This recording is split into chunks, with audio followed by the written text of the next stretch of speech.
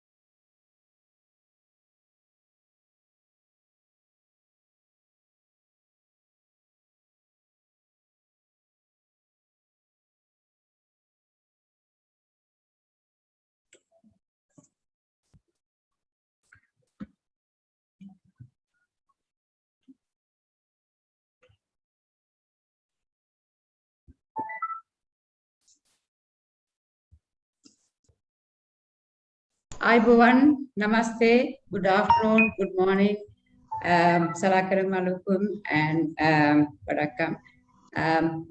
Welcome to the International Conference, Looming Water Crisis and Climate Change in the South Asia, Rainwater Harvesting and Adaptation Strategy. Thank you for participating. To give the welcome speech, I will invite Chairperson, Mr. Rajendra Aribandhu, to welcome you all. Thank you. Okay, thank you very much, Tanuja, and let me welcome all the participants to this very important and our first virtual conference, Looming Water Crisis and Climate Change in South Asia, Rainwater Harvesting as an Adaptation Strategy. Rajendra, you have to unmute. No, can you hear me? Can you hear me now? Yes, we can hear you.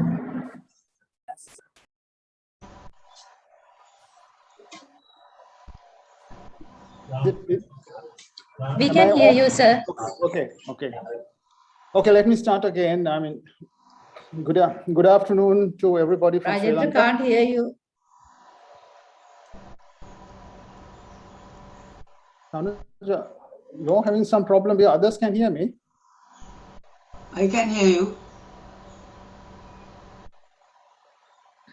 I'm Veeraratna, Stanley Veeraratna. I can hear you, Rajendra. We can hear. Okay. Okay. Let me come back, go again. I can hear you too. I can hear you too. Yeah. Okay, very good. Let me start. I mean, no more interruptions.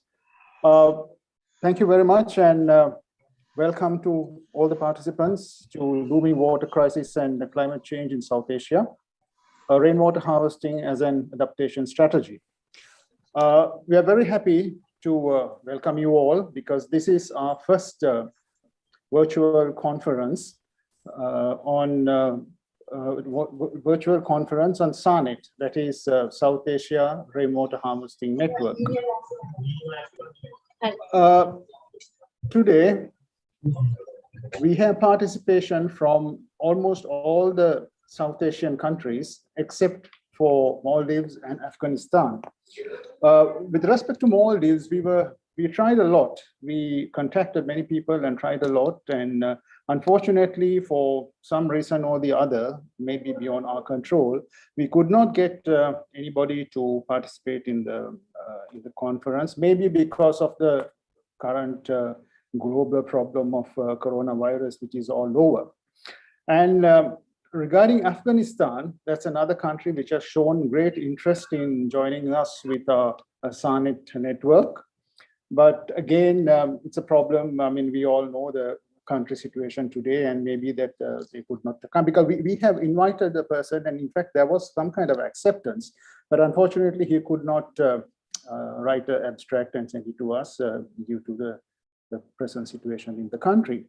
But nevertheless, Mr. Deva Hapugoda, who is a Sri Lankan and who is one of the key founder members of the Rainwater Harvesting Forum in Sri Lanka, he will present a paper on Afghanistan, his experience in Afghanistan, because he had been working in Afghanistan for some time, and he's quite capable and quite knowledgeable about the water situation in Afghanistan, and he will do justice to Afghanistan participant. Let me thank today, there are three key speakers with us today here who will grace the occasion. And thank you very much for accepting our invitation. And the three speakers, the two guest speakers are Dr. Sunitha Narayan, who is the Director General of Center for Science and Environment, and Professor Feroz Ahmed, Emeritus Professor, Stanford University, Bangladesh. They will give two keynote, guest speakers really. And we also have Mr. Reed J. Aishman, Mission Director, USAID for Sri Lanka and Maldives. If you look at this, or if you had some time to go through the program, you will find this program is from 14 to 16. The first 2 days, right, they are actually half days. I mean, we start at 2 o'clock and ends at 6 o'clock in the evening. So 2 half days, the first 2 half days will be mainly presentations in sharing experience, good practices on rainwater harvesting and many other issues on water and water supply, sanitation, and water management. Then on the last day, we will have a kind of a smaller group, maybe the members of the SARNET. We will discuss the way forward for SARNET, because SARNET, I must say that we started somewhere mid-2020, amid the country lockdown due to coronavirus, and we had a lot of challenges to overcome, and we were quite.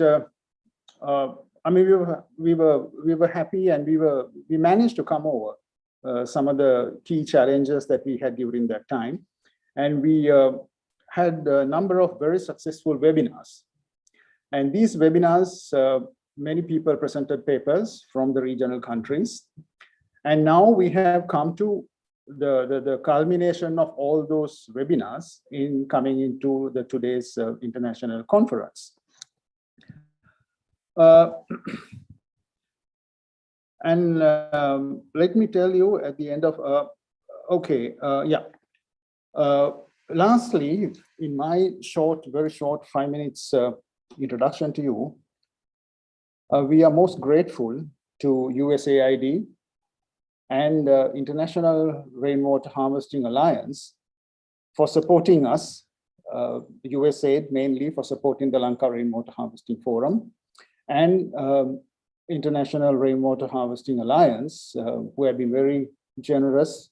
And I must say that Hang Hatun, have been a real great strength to us. Because, I mean, not only financially, but even technically, he has been with us all along, giving us all the good advice with all his experience in South Asia.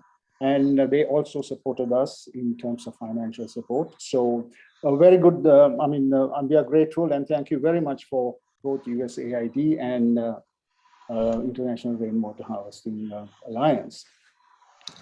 Okay, from here, I think what I will do next is we have the speakers. We have the two guest speakers, and just by the Mission Director, USAID. Can I now invite or give the mic to Dr. Sunita Narayan. Dr. Sunita Narayan needs no introduction to anybody, I guess, right? I mean, being all of us from South Asia, we all know who Dr. Sunita Narayan is.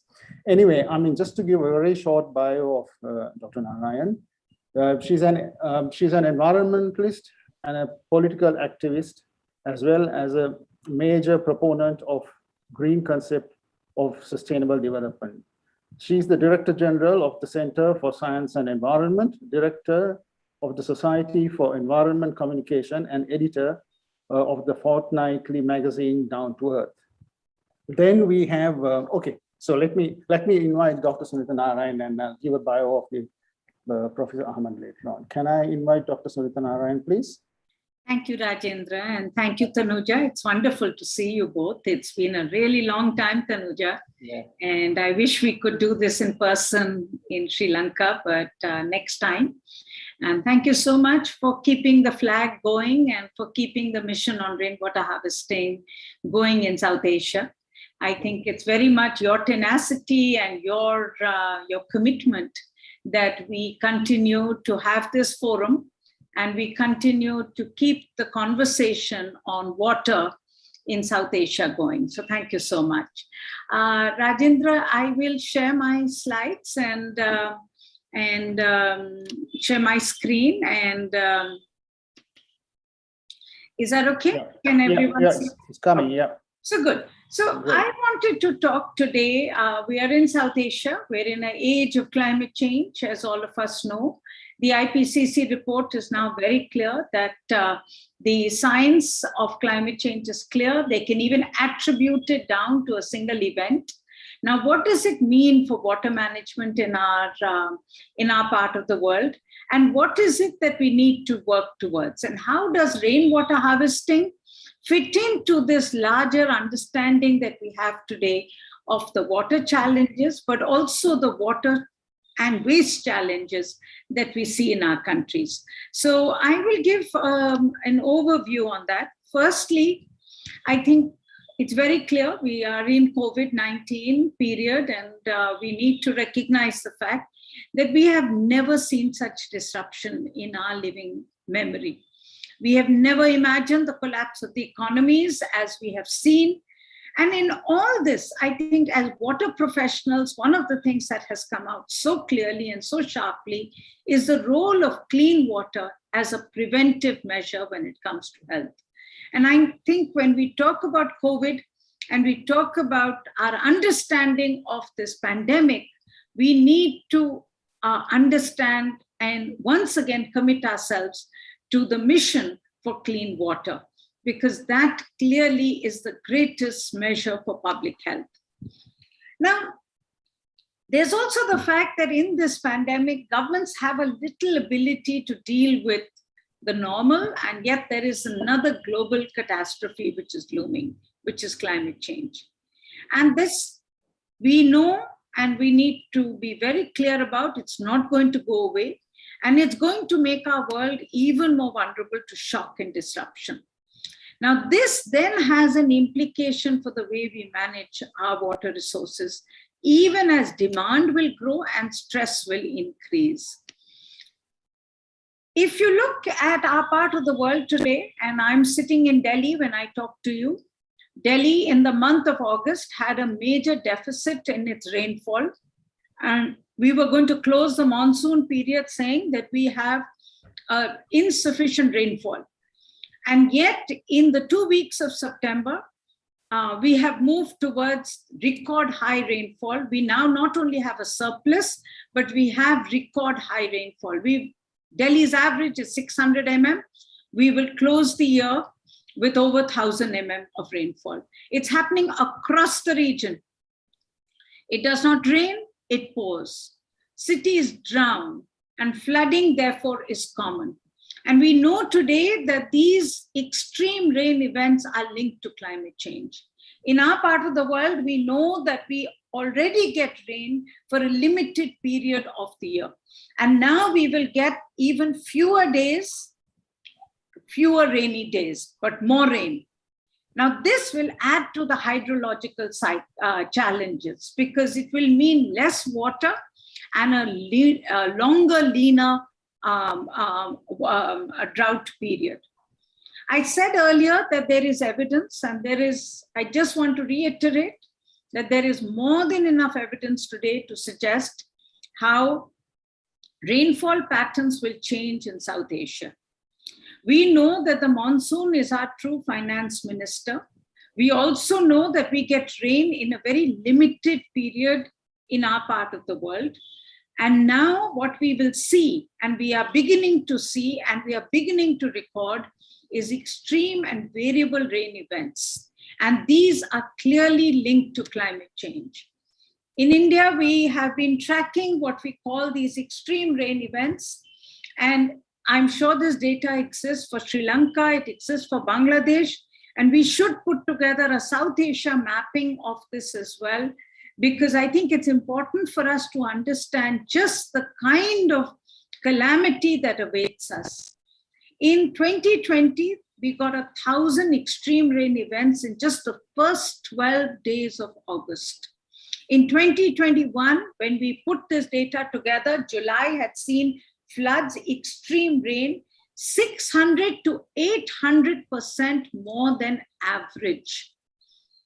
We are beginning to see in our cities, in our villages, in our states, in our districts, all the year's rainfall in a matter of hours. And this is an extremely concerning issue when it comes to long-term water security. And what you therefore see is today what we are calling this double whammy. I call it a triple whammy because remember, floods and droughts in our part of the world have been happening for centuries. They've been happening because of the mismanagement of our land and water system. And what you are seeing today is that double whammy where extreme rain is going to make this challenge even worse. And what you will see, therefore, is flood at the time of drought. Last week in Gujarat, the districts, the relief commissioner was just about to announce a drought package because there was such extreme drought in those districts. Within 3 days, there is a flood relief package that is now being announced in those same districts. So we will, and when we put this data together, we are finding that you are getting what you call flood at the time of drought. Now, this is clearly an issue which is not just about South Asia. It is across the world, but South Asia will be more vulnerable. We know that every year is the hottest year till the next year breaks the record. 2021 temperatures touched 40 degrees as early as February in parts of India.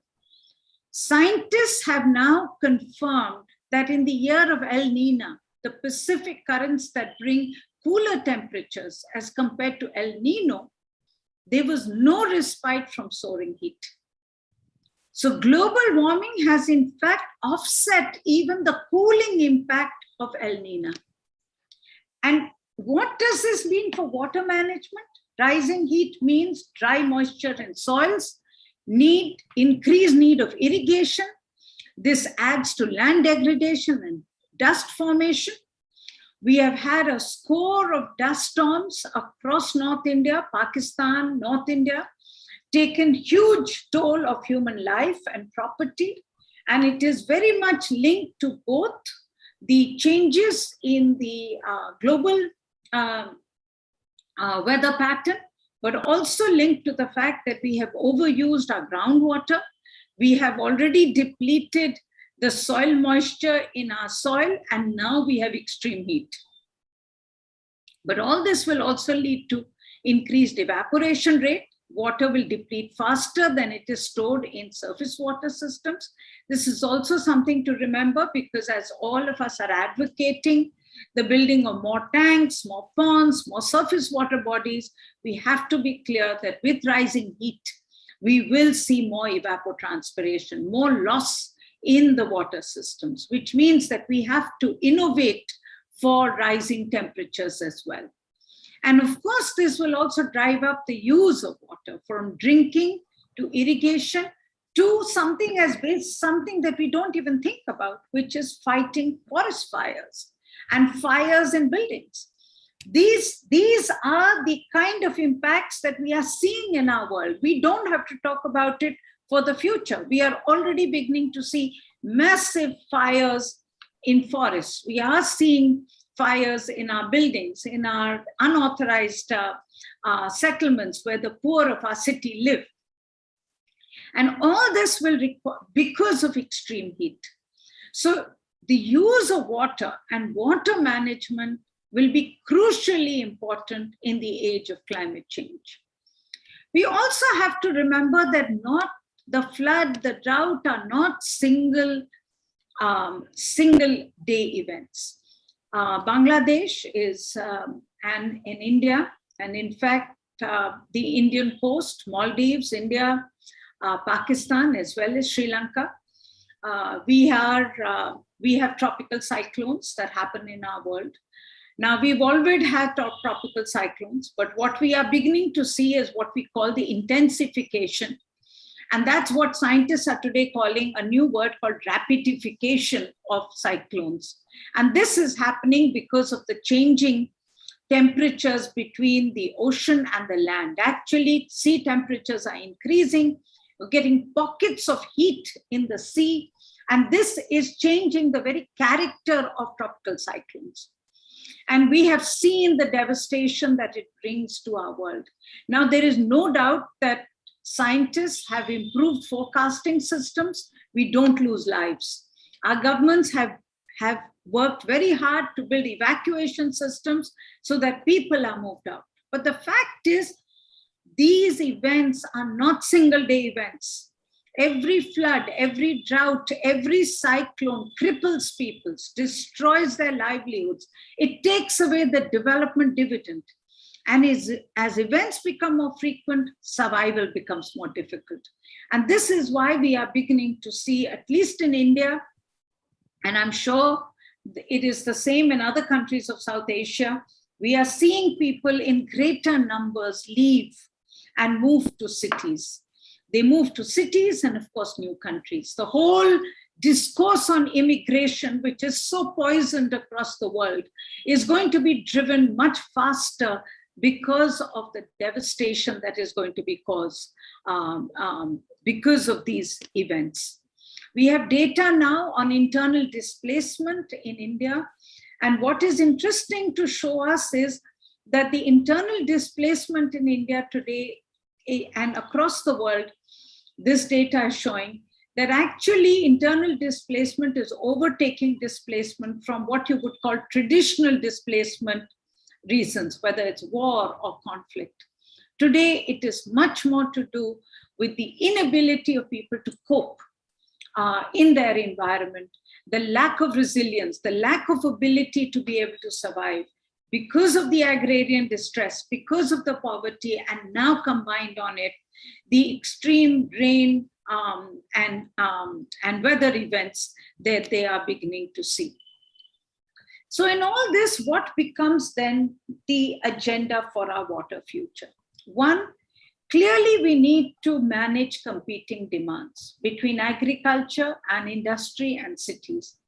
Now, this is where the role of our work on capturing water where it falls, rainwater harvesting, becomes so critical. Because at the end of the day, we have to be able to augment the supply of water. And in the age of climate change, we will get more variable rain, we will get more extreme rain, we will get more floods. And therefore, to be able to mitigate the floods, we have to be able to store the water, capture the rain where it falls. And we have to use this water management strategy to build resilience of local communities to deal with variable rain, and for cities to deal with water stress. The second part of the agenda, of course, is the one that you cannot just augment. You cannot just talk about capturing rain where it falls, particularly in a time of climate change. however crucial there is, we also need to talk about the management of water so that it is much more efficient. We can use every drop of water to make much more out of it. Now, this is particularly important for our urban industrial areas. We often talk about agriculture, which is critical in terms of the usage of water, but there it is much more to do with the food we grow and the food we eat. But it is also going to be equally important for our cities, where our city management water template has been an extremely wasteful water use by bringing water long distances and then taking waste long distances. And in that, having massive losses in water. So water efficiency is going to be critical. Now, connected to water efficiency and the agenda for augmenting water is the pollution agenda. Often we don't connect and join the dots, but the fact is every drop of water that we pollute is water that is lost to us, water that is degraded. So we can augment all the water we want, we can capture all the rain we want, but if all our lakes and water bodies are full of sewage, then we have lost the water that we have also captured, which means that we have to be able to focus on all three agendas and to do it together. So the old agenda is also the new agenda. And this is particularly important because when we look at, again, I have data for India, but I hope somebody will show data also for other South Asian countries. We know in India that we will not follow the transition of the already rich world. Already rich world has become rich in its cities and in its industries, and water use has moved with it. In fact, the water use in agriculture is as little as 14% overall in the rich industrialized world. But in our part of the world, we will still see a large proportion of people depending on agriculture. So which means that even as cities increase and as industries increase, which will require more water, we will also have large numbers of people who will draw livelihoods from agriculture, which means the ability to be able to share the water between agriculture, industry, and cities is going to be a huge challenge for our world, which is different from the rest of the world. Now, clearly, agriculture will remain critical for livelihoods, as I said, but cities will also grow. And this then requires that ability to be able to manage these competing needs. Now, in this, we need to augment supply for agriculture. And here we need to recognize the role of groundwater. Because too often when we think of agriculture, we think of canals, dams, and canals. No harm. It's very important to use as much possible of surface water systems. But the fact is, very large amount of agriculture in our part of the world is actually irrigated using wells. Now, these are also individual water managers. They are more efficient in use. But the crisis is growing because groundwater levels are falling. And the groundwater levels are falling because we have forgotten the fact that groundwater requires recharge. Large reservoirs centralize recharge, but rain is decentralized. And therefore, the ability to be able to recharge every well, to store water either on surface water, lakes and ponds, or in underground wells is going to be critical. It was way back in 1997 that CSE published its report, Dying Wisdom, where we talked about this incredible wealth of technologies, water wisdom that existed in our part of the world, where people had the ability to use little rain, but to be able to optimize and on their water system. And each region of India had its own system. And the system was very simple: catch water where it falls. You had moisture irrigation, you knew how to manage the flood waters in different parts. And in Sri Lanka and in South India, you've had this incredible tradition of tanks, the cascade tanks, which can even be seen from satellite imagery. Now, when we went back this year to understand what has happened in the 15 years of India's rural employment program, where the effort of government was to restore these water bodies and to talk about how to use the labor of people in building the ecological asset and therefore the economic livelihoods. It's a story that needs to be told and retold because it was incredible. Our reporters went back to 16 villages in 15 states of India, and they found village after village stories in which rainwater harvesting, the ability to be able to capture the rain, store it through check dams, through ponds, had changed the future, the economic future of the village. They had become water's food surplus. In this village of Barmani, we visited in 2006. It was abandoned, it was distressed. When we went back to the village in 2021, we found 7 big ponds. There was dug wells with water all across the year. Farmers were established. The women and women did not spend time in fetching water. In fact, in these villages, we found, for instance, in Vasna, we found that migration had reduced by 40%. In this village, again, ponds, tanks provided the livelihoods so that people actually did not have to leave the village. You could see reverse migration in many villages that we went to. So what these villages really taught us is that more than drought relief, we need relief against drought. And that water conservation is the key for economic growth. And it is possible to regenerate the land. It needs minimal investment, but it needs community involvement. People must own this effort. And in all these villages, we found that water has to become the beginning point of employment creation. This has to be important because at the end of the day, we need economic opportunity. And so we have to look at rainwater harvesting in today's climate risk time as every pond, every tank is an economic opportunity. In these villages, as I said, we saw how migration has been reduced, how wealth and well-being has been secured. And this really is the promise.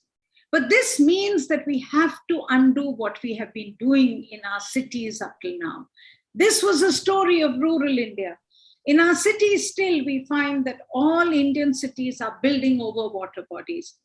We still see land and not water. And yet in this age of climate change, where I just talked about how we go from drought to flood, how every city goes under every time it rains, we have to plan for harvesting rain. We have to hold it for recharge. Otherwise, we will never be able to deal with the flood and drought that we are seeing in our cities. These are 2 examples. I can give you many others. The city of Ahmedabad, the city of Hyderabad. Hyderabad, in fact, built its new airport on the catchment of its most important lake system. And this is why when you look at Mumbai, it went under because the cushions, the important sponges of the city were lost. So as much as groundwater is important in terms of rural areas, it's critical for a city's water security. And we often forget this because our city planners think only of piped water system. And for them, piped water system comes from rivers and other flowing water. They need to think about how today in most cities, when water supply does not reach all, and it does not reach all, the alternative is to move to groundwater. And millions in our part of the world still depend on private wells, tanker mafia, bottled water. And if you look at how we can plan, therefore, and the whole concept of planning for water supply, which would mitigate floods, cut the cost of supply, and reduce water stress in rivers. We did this map of Delhi a long time ago, where we looked at where water supply reaches in Delhi, the official water supply. And we found that it was a complete match for the groundwater usage in the city. So where the water supply does not reach, people have no option but to use groundwater. Now, this is why rainwater harvesting becomes something like this. This is the investment we require in water management. And I want to quickly switch, because I've run out of time. I want to quickly switch to the fact that I talked about the third challenge of pollution. The fact is that if technology for water, as I've talked about, if it is unaffordable, long distance water supply, unaffordable water supply, by the time it reaches people, there's too little at the end of the pipeline, which is the role of rainwater harvesting, local water harvesting, building the security using groundwater. It's also the same with wastewater. We know that our river systems, our lake systems are today dying because of the wastewater. And this is in spite of the fact that governments have had this incredible investment in all our countries to try and clean up our rivers, clean up our lakes, but we are not succeeding. And this is because we don't recognize our reality. Our reality, as CSC's work on shit flow diagrams is showing, that the bulk of our cities actually, and you will see here, the bulk of our cities are not connected to the sewage system. They have on-site treatment. And so toilets are connected to soak pits, connected to drains, or just to tanks with no underground lining. And then these excreta is cleaned and taken to drains, rivers where pollution happens. But this, again, like rainwater harvesting, the South Asia imperative of rainwater harvesting, our knowledge of the tradition, which is providing us an opportunity to reinvent our water management paradigm for the future. It is the same with wastewater. We have an opportunity here because of the fact that we are unconnected to the underground sewage system. We can actually reinvent our sewage paradigm. In our cities, our shit flow diagrams are showing again and again, and we've done this now for many cities of Kathmandu, of Bangladesh, and I'm not sure in Sri Lanka yet, but I think we should work with you, Tanuja, in Sri Lanka as well.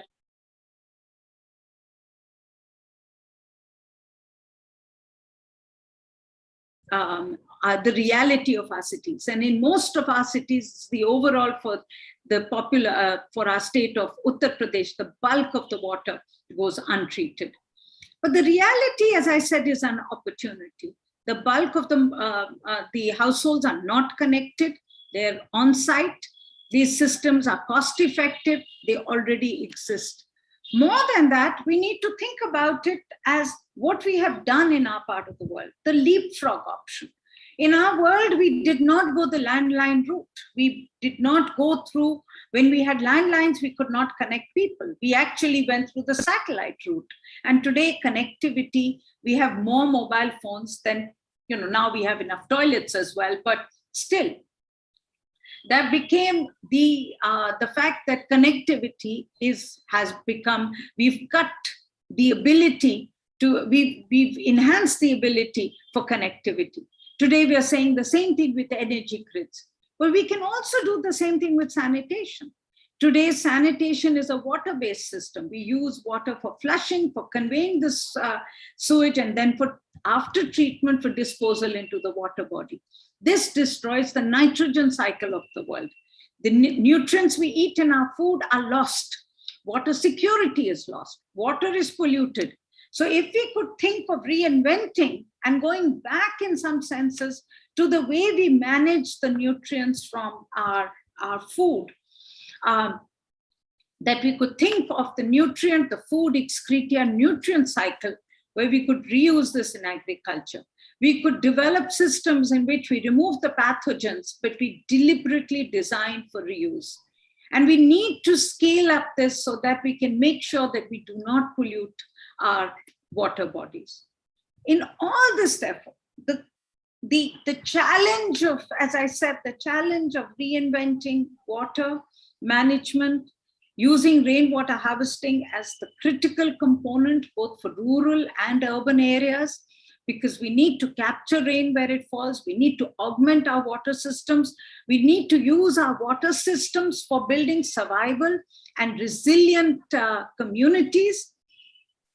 in all this, in terms of being able to reinvent the sewage paradigm so that we can also use the same water bodies for reuse of our treated effluents, for recharge, for reworking our water, our waste systems, water managers will be key. And for this, my appeal to all of you is that we need to use our ability to push solutions which are bold, imaginative, and at all times look for answers that work for all. What we are very clear from our research in India is that if a solution is not inclusive, it can never be sustainable. So we need action to be determined, it needs to be impactful. And clearly, we need to make sure that what water gives us the security that we need. Water is the world's most replenishable resource. It does not have to lead to wars. It does not have to lead to conflict. But that is only if we do not have the imagination to be able to reinvent the water and waste system so that they are water prudent and they are water wise. Thank you very much. Thank you very much, Sunita. I mean, I think that was absolutely a fantastic presentation. And I don't think that we can have a better presentation at the start of this conference, right? That paves the way for everything in the whole water cycle, and the stress that you made on the importance of rainwater harvesting at all levels. At all levels. I mean, it's not only in rural, urban, but at all levels, and that's absolutely essential. And thank you very much again, Sunita. Okay. The next speaker is Professor Feroz Ahmed, but let me make a small change in the agenda. We have a SARNET video that we will show that to you now. But before that, let me, on my part, I think I made a small mistake in the initial introduction. My good friend Hung, I think I mixed up with two Hungs, right? I should have said Hung Hainan, rather I said Hung Hatun, right? So both are two Hungs, and I'm very sorry, Hung, my good friend. So it's Hung Hainan who is with us and who has supported us right throughout. Okay, that's all for that. And let's get to the video. Tanuja, can you come up with the video, please?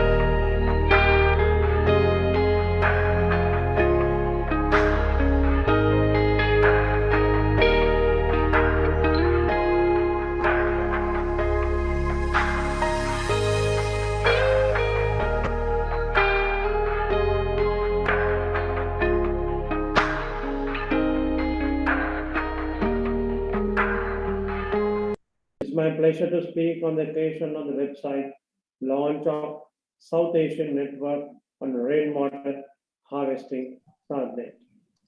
SARNET website with the objective of creating platform for sharing information, experiences, exchange of ideas, update on technologies, good practices would be very appropriate platform to enhance partnership to promote, advocate rainwater harvesting in the region.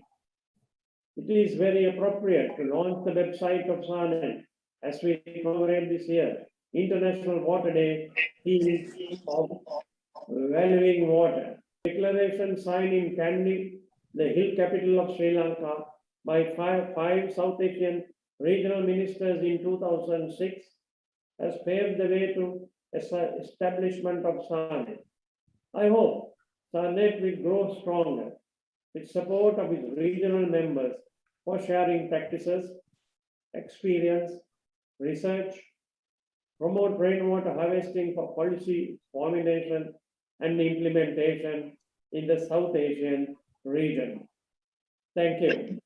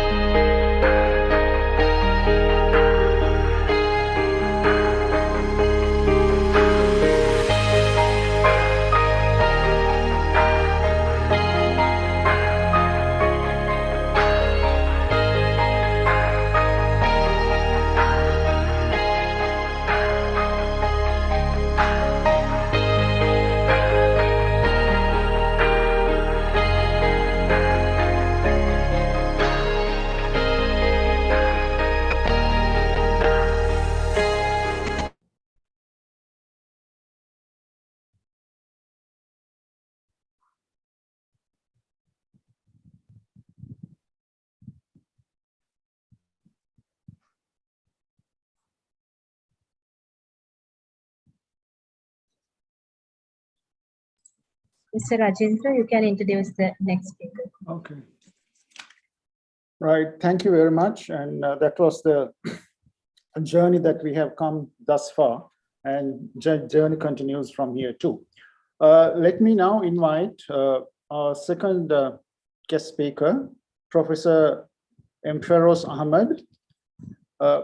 Professor Feroz Ahmed achieved excellence in teaching, engineering, profession, and scientific research, and earned national and international recognition and awards as an eminent professor, civil engineer, and a scientist.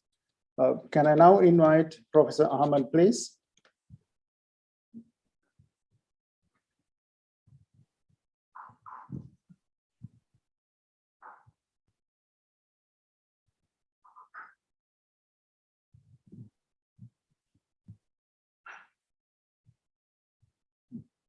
Sir, can you unmute yourself?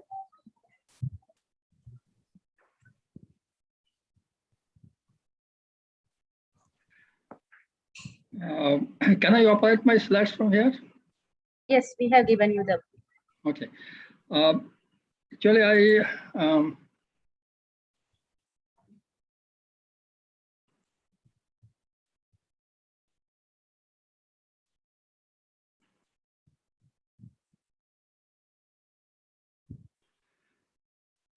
okay, I will actually speak on rainwater harvesting as an alternative water sources for arsenic and salinity affected areas of Bangladesh.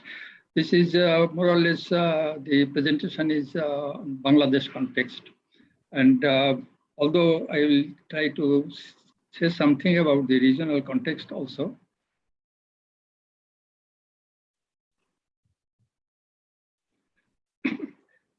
Actually, we use usually three sources of water: rainwater, surface water, and groundwater. If you compare these three types of water, you can find that rainwater is almost free from all impurities except those picked up from the air, and it can be contaminated, of course, from how it is being harvested, practically from the roof. But surface water is, as we find in all of the the South Asian countries, are highly contaminated by different types of waste. It may be domestic, industrial, or agricultural waste. As Sunita has already explained that how polluted the water, surface water is. Then comes the groundwater. Groundwater is usually free from pathogenic microorganisms or any organisms because it is filtered by a layer of soil. And but unfortunately, it may dissolve some of the minerals from the soil, and some of them are toxic for human consumption. So if you compare these three types of water, definitely the rainwater is much superior than other water. So, but it is being collected and used, I think the minimum rainwater harvesting, as I will present it in later slides. Now, this is a projection of the water scarcity in 2025. And some of the countries we see that already in very high water scarcity prevails, like in Pakistan, part of India, and Afghanistan. And the other part, there is also water scarcity, but what we call is the economic water scarcity. What is economic water scarcity? Is differ from this, say, physical scarcity is that the water may be available, but it will not be useful for many purposes. For example, the water may be polluted. Water may be deep because of the over-extraction, and there may not be any infrastructure to abstract this water and use it. So all this water, although available, but we cannot use it. And that will happen in almost all the South Asian countries, except, of course, Sri Lanka. They say that Sri Lanka will have good water management. So other countries will suffer from this problem. So water quality is one of the most important things, because surface water we have enough in Bangladesh, but we cannot use it for many purposes. For example, in the Dhaka water supply, we cannot use the rivers around because it is so polluted that it cannot be treated economically. Then we are moving towards maybe 60 kilometers away to collect water from Padma or from Meghna to bring water to Dhaka city and then treat it and then use it for other purposes. But the local rivers around the cities, mainly the cities, are highly polluted. And this is the case for almost all the countries. In India also, because of the high density of population in the cities, and poor sorts of sewage system, they pollute the water around it. So this is what is the situation of our surface water. This is a source of precipitation model available now. And in the red box, you can see the South Asian countries. And this is the change of rainfall due to climate change. But one thing we can see that in South Asian country, there will be additional rainfall. And it may be up to 20% additional rainfall may occur in some of the countries, particularly Central India will have more rain. But this rain will occur within a shorter time. I think Sunita has already said that although we have got water, but maybe higher rainfall, but this will be available within a shorter period. So there will be drought, prolonged drought, as well as the shorter period rainfall will cause flood and other problems. That is the effect of this rainwater, the effect of this climate change.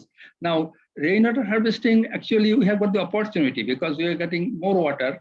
So we should have technology to use this water so that we can meet some part of the water that we need for various purposes. So this is the situation of the rainwater, that is the climate change.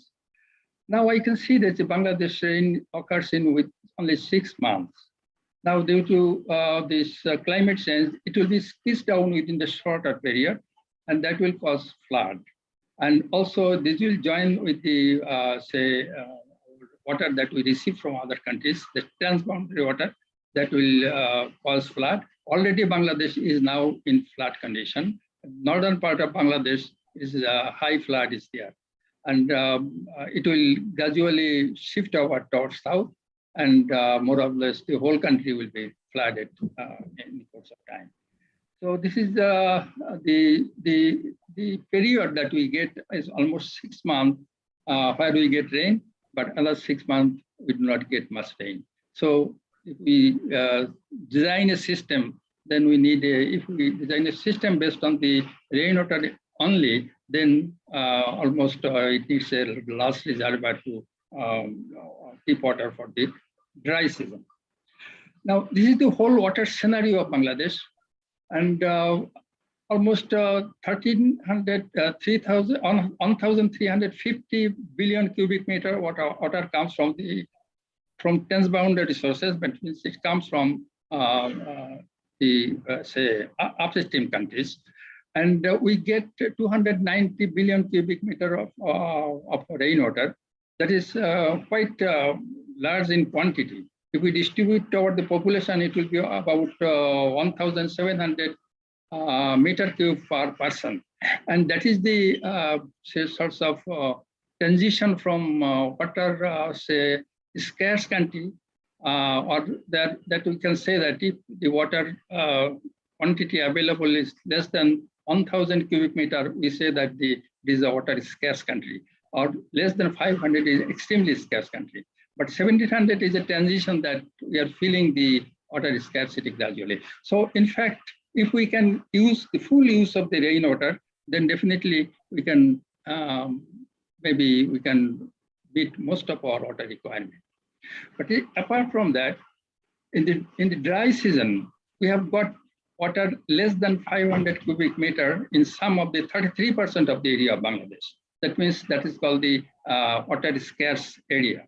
Similarly, I have seen that India also have got similarly, I think more than I think 40% is the water scarce area. And in the dry season, they don't get much water in those areas. This is the situation actually. Water, although we have got enough water, but we cannot use it, that it cause flood in our country. Now, what is the status of rainwater in, say, SDG, Sustainable Development Goal criteria set by Joint Monitoring Program of World Health Organization and UNICEF? Rainwater itself, as we see this, part of the rainwater is safely managed, and the other part is basic rainwater, basic water supply. Basic water supply is also good water supply because it is the improved sources, and it is available within 30 minutes of work or 30 minutes collection time. So the top 2 category of water out of 5, the water rainwater belongs to that category.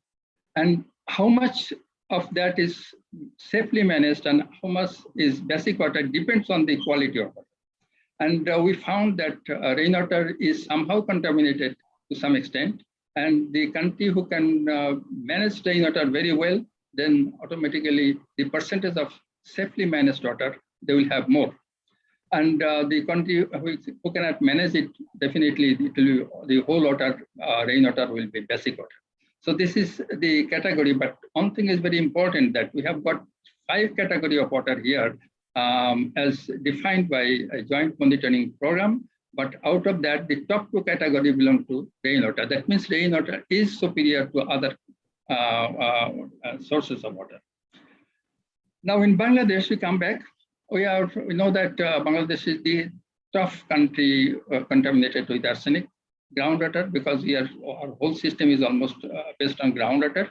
And here we can find out actually about say 29% of the population were exposed to high concentration of arsenic, and that was our big problem. And this 29% has been reduced to some extent by arsenic mitigation options. And if we look into the water supply scenario as a whole, Bangladesh have got a water arsenic policy as well as implementation policy for arsenic mitigation. And in this implementation policy, we categorically selected 5 types of water supply system, which will provide safe water from arsenic. One is the deep tube well, another is the dug well, another one is the ponds and filter, rainwater harvesting, and arsenic removal technologies. These 5 things were taken into consideration for arsenic mitigation. But what we have found after 2 years, we made a evaluation actually, and we found that rainwater harvesting, only 27% of the total arsenic mitigation option was rainwater harvesting. Mainly, people got safe water by shifting from a contaminated water to a safe water, but deep tube well provided about 12% of the water to mitigate arsenic, and others options are very, very insignificantly used, as you can see, something like less than 1% every time. So this is the situation now, but our 29% arsenic contamination has now stands at 10.6% now. But this 10.6%, we do not have really a very suitable options, because dug well is not, the deep tube well is not suitable in this area. Then dug well, we have almost rejected it because it does not provide good quality water all the time. Ponds and filter is not that suitable. Only rainwater harvesting and arsenic removal technology, these are the 2 options now valid for to mitigate this 10.6% people who are exposed to arsenic contamination. So this is really importance of rainwater or arsenic removal technologies has got mass importance. Now we made a study after 2 years of this mitigation of arsenic program, and here we found that you can see in the top, for example, here all the technologies, that is the dug well, deep tube well, ponds and filter, rainwater harvesting, shallow tube well, all these options here, you can find that the median arsenic content is below the acceptable level. Here is the acceptable level here, and it is much lower than that. But in case of microbial contamination, most of them exceeded the level. The level is acceptable level is here. Sorry, acceptable level is here, and most of them exceeded it. Even rainwater harvesting also exceeded the acceptable level. In respect of disability adjusted life years, that is DALI, which is the unified scale to measure this disease burden. Now, this DALI, one DALI is acceptable actually, but since we have taken three polluting or health affected criteria, we have accepted here 3 DALI, but this is not really acceptable if we consider the WHO guideline value for drinking water. So the concentration that we got relief of arsenic from the arsenic mitigation option, but the bacterial contamination has been substituted.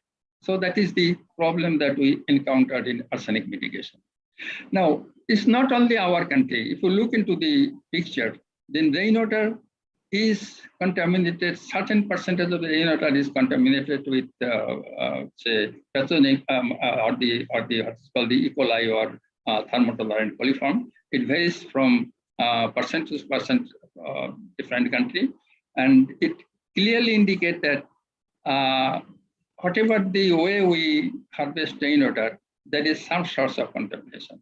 The country who take much care, probably the contamination is less, but some country do have contamination, and sometimes the presence of thermotolerant coliform bacteria also varies very high. Now, about salinity, Bangladesh is actually being invaded by saline water. You can see the diagram here. This is the diagram of the of 1,000 micromoles, which is equivalent to 600 milligram per liter. That is accepted in saline area in our country. So this is the line, but this line is being pushed up gradually because of the sea level rise by climate change, as well as we have got less water from the upstream, and that's why it is getting more saline. But in this area particularly, that is this area, we do not have any suitable source of water. Deep tube well is not suitable here. Shallow tube well is highly arsenic contaminated, and practically only the rainwater harvesting is the source of water that we can use here successfully. Either rainwater harvesting or sometimes some say reverse osmosis unit we have established, but it is very costly. But rainwater harvesting is the only methods which is being tried here, and we found that large number of rainwater harvesting unit has been installed here, and government has taken a program of making ponds, very large ponds, which will be the rainwater will from the nearby area or the roof from the nearby area will be discharged in this pond to keep the pond filled with water all the time. And since it is open, there may be some impurities. Although it is protected, it will be completely protected, and the bank of the pond will be raised, because we have got also here the say cyclone and say surge of water coming inside it, and sometimes it say submerge the ponds. So in any way, this is a reliable source, as we understand. Then government has taken a very large program to construct these ponds, and when the water is to some extent contaminated, a ponds and filter will be installed, and that will provide water. And that is the only source that we can provide in this area. Of course, experimentally, we have installed some reverse osmosis system, but this is still very costly. Now, what can we do at this stage? It is very difficult to achieve high water quality standards and the desired level of disease burden, which is 10 to the power -6 DALI per person per year, or 1 DALI per million people per year. That is the standard, that the World Health Organization standard for drinking water. But in case of rainwater, it is very difficult to achieve that. And what we can really do for that? Here, the first say untreated rainwater is definitely not quite suitable if we consider the World Health Organization standard. Then there are some proposals that whether we can relax a bit about the microbial quality of water. And there is a proposal by Krishna and also Fujioka. They propose that the maximum thermotolerant coliform should be 10, allowable for drinking water. That is one of the proposals, but still, if we look into the sorts of say SDG criteria, then the water has to be free from all microorganisms, free from all toxic materials that can say produce some disease. So straightforward, we cannot use it until we can have some sorts of regulatory clearance for that. Now, if we look into the World Health Organization's criteria for household water, this is the say metrics you can find out here. This is the actually here. Sorry.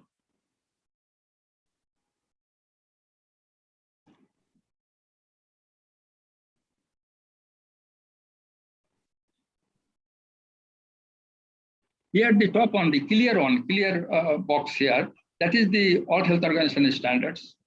Now, there is also a little, say, contamination up to 10 thermotolerant coliform, and the sanitary inspection score is 3 to 5, and that is usually a standard proposed for rainwater harvesting, but it will definitely have some risk of disease. But in some cases, World Health Organization also relaxed the criteria, like for example, arsenic. If we can have 1 Dali per million people for arsenic, then the concentration, acceptable concentration is 0.27 or like that, very low. But physically, that cannot be achieved.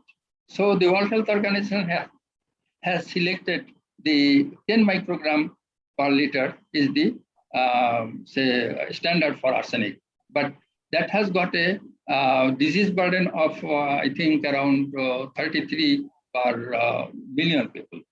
That means in some cases, when it is not achievable, some relaxation can be done. But in case of say rainwater harvesting, I think up to 10 thermotolerant coliform can be accepted, because the disease burden for this 10 is really not much high like arsenic. Now, the quality of rainwater is sorts of dependent on the catchment, gutters, or storage tank. Then the rooftop catchment surface, rooftop surfaces collect dust, organic matters, or birds dropping, which can really clog channel, as well as can be deposited in the storage tank. So this is the problem of rainwater harvesting. As usual, you know that the first flush of the rainwater is really discarded, and that improves the water that's collected later. Then microbial quality of rainwater needs regular monitoring actually, particularly fecal coliform or thermotolerant coliform. That is to be regularly monitored in order to see the quality of the water people are drinking from rainwater. Sometimes pre-filtration at the point of entry in the storage tank, or it can be also installed at the point of use of water. That will improve quality of rainwater definitely. And disinfection of rainwater should be practiced when the say water quality or sanitary inspection warrants such measures. Probably this way we can improve rainwater and make it more palatable. Now, quality of rainwater is the only regulatory barrier of rainwater for drinking. Rainwater, in few cases, does not meet the chemical quality, but most cases does not meet the microbial quality. So that is the problem with rainwater at the moment. A properly designed system and good practices can reduce this chemical or microbiological health risk to acceptable level. But most of the cases, this is not, since it is a household system, this is not properly designed, or the practices are not so improved that people can get very good water. Then water safety plan, although difficult for numerous household units, operational monitoring of water safety plan by regulatory body is possible. Monitoring of only few water quality parameters and adoption of appropriate measures can further reduce these risks. A less stringent water quality standards for rainwater harvesting may be introduced, but it needs some support from the regulators that way. Like arsenic, World Health Organization has increased the acceptable level. So in rainwater, there is a household system controlled by the mostly by the households, and there is no very strict control over that.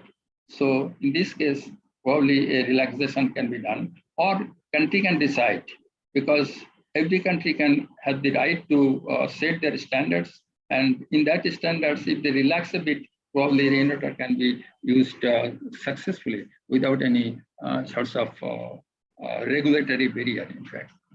So this is more or less what I wanted to say here. Rainwater definitely is a superior practice in comparison to the other sources, but there are certain problems, and that problems also prevails in almost all water supply system in our country, especially in South say Asia country. But here one thing is very important, that although joint monitoring program of the World Health Organization and UNICEF says that the water must be free from microorganisms, as well as must be free from all chemicals which is harmful for health. But I am sure that all the developing country, no country can probably achieve this target, because the way the water supply has built up in our countries or in developing countries. So this is, I think, impossible that by 2030 we can achieve that target, because to meet the international standard for microbial quality is extremely difficult for developing countries. Thank you very much. Thank you very much, Professor Feroz Ahmed. I think he highlighted the role of rainwater harvesting in a country like Bangladesh, which is completely water abundant.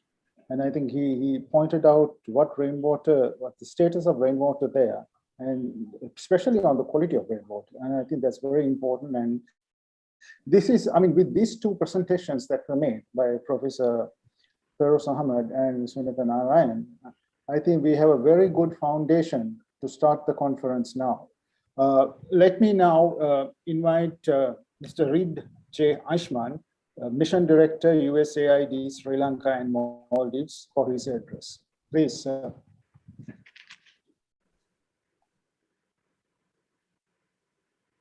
Hello, everyone. Can you hear me? Yes, sir. Yeah. Okay. Well, it's good to be here virtually. And I do want to obviously thank you, Mr. Rajendra, and of course, Dr. Narayan, Dr. Ahmed, and welcome, all the regional representatives, guests. Good afternoon. And again, thank you for the insightful slide presentations that we just were showing. Very interesting and very helpful, I think, in engaging on this important subject. And as introduced by Mr. Rajendra, I am the mission director of the U.S. government's development arm, the U.S. Agency for International Development, or USAID in short. And I've been in Sri Lanka as the mission director since 2018. My first visit to South Asia was to India, actually, in 2000. But I have been here at the Colombo Post now for about 3 years. So as a representative of the U.S. government, and indeed the American people, I would like to welcome you to this inaugural regional conference to discuss solutions to the growing water scarcity in the region. USAID is a global leader in water conservation, and we are a proud supporter of SARNET. In fact, as I recall, I spoke at the launch of the SARNET website back in March, and I am happy to see that this site has kept you connected so that you are able to brainstorm even during the pandemic situation. We can get together virtually. The United States, like all countries, also have water challenges, especially in Southwest America, like the state of New Mexico.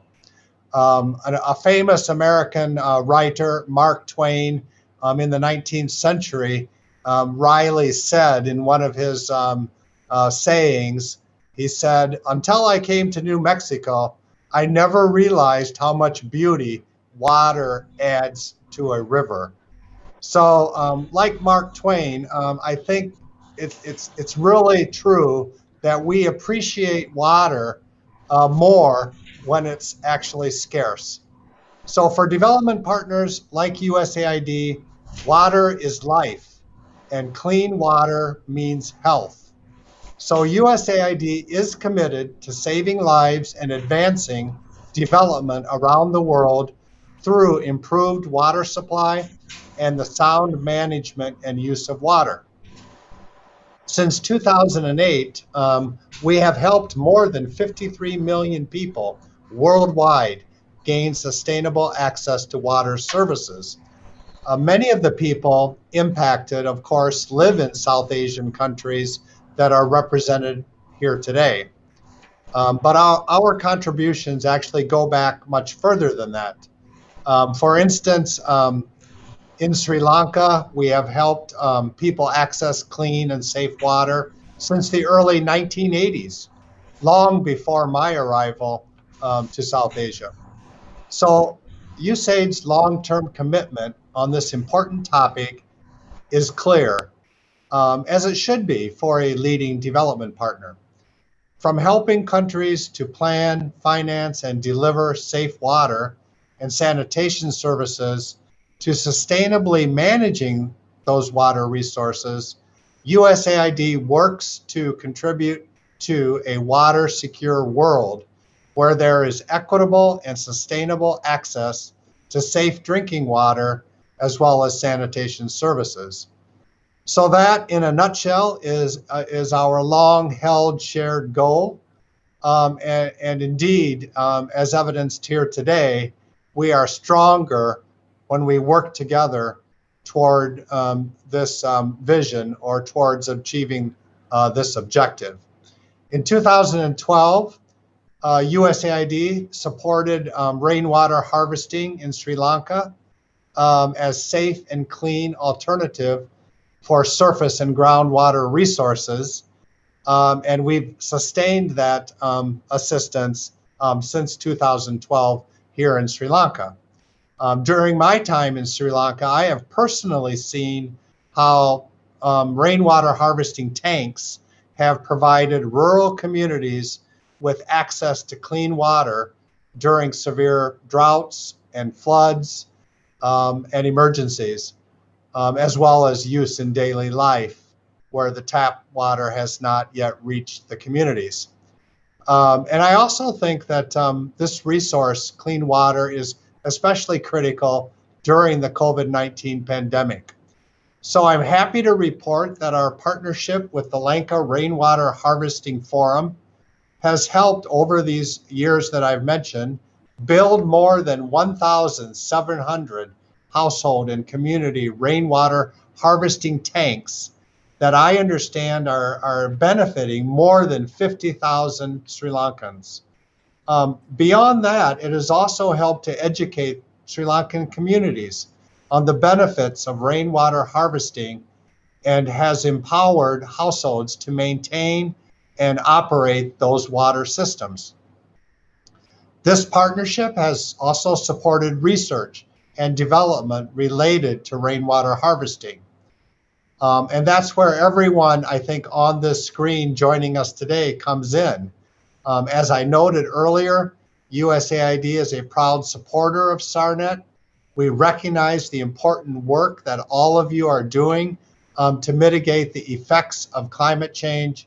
And indeed, we are stronger together. But of course, a lot more needs to be done in South Asia as well as around the world. Through our sustained efforts, we are investing in you, the rainwater harvesting professionals, the activists, the experts, the organizations across the region to advocate for the growth of rainwater harvesting as a solution to today's water crisis. We are investing in you to innovate and find ways to improve and modernize this age-old technique of rainwater harvest, a technique that has been used as far back as the 5th century by famous Sri Lankan kings. Together with you, USAID as a development partner envisions a water-secure world that ensures the protection and sustainable use of this precious resource. Your collective efforts contribute to this vision, and USAID is happy to support ways to achieve that vision side by side with you. We want to be a good development partner in this area, and we want to, together with you, create new ways to create clean water. So in closing, let me express my sincere gratitude to the regional representatives here today for your time, but for your knowledge also, and your contributions, and your innovative ideas, past, present, and future, to push forward solutions to weather challenges and climate change. I wish you a very productive session, and I do look forward to hearing and reading about the outcomes of the conference. Thank you so very much.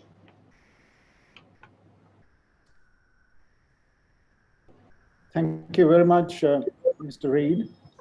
I think you really captured what has happened in Sri Lanka and from what USAID has been supporting the Lanka Rainwater Harvesting Forum. We are very happy to note that you are happy as the mission director from all our efforts from the Lanka Rainwater Harvesting Forum, and also from the SARNET, which we just started a year back. And I hope that we, as the forum, we hope that your continuous support in future will also be with us to carry on with SARNET work and also with the Rainwater Harvesting Forum.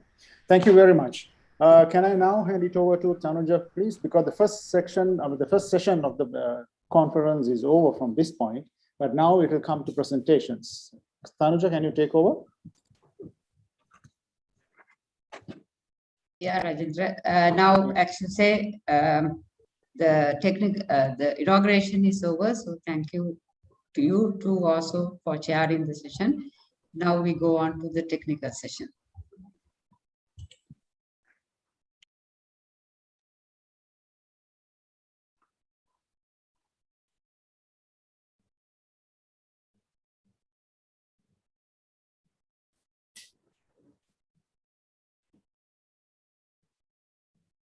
Now I would like to introduce the session chairperson and rapporteur of this session. Professor Polanki Sivaram is a development researcher and a trainer with long years of experience in the National Institute of Rural Development, Hyderabad, India. He has contributed towards enhancing the capacity of multi-stakeholders on various themes of rural development, including drinking water and sanitation, by organizing over 175 national and international training programs, including workshops, seminars, and exposure visits. Dr. Sivaram has also contributed as a researcher for several research projects on different aspects of rural development. Currently, Dr. Sivaram is working as a freelancer consultant on drinking water and sanitation in India. Ms. Bodhini Kaushalya is a chartered architect. She is also a visiting lecturer at General Sir John Kotalawala Defence University and City School of Architecture.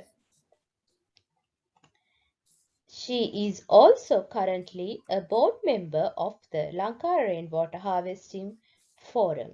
Now I would like to invite Professor Polanki Sivaram and Ms. Bodhini Kaushalya to take over the session. Yeah, thank you very much.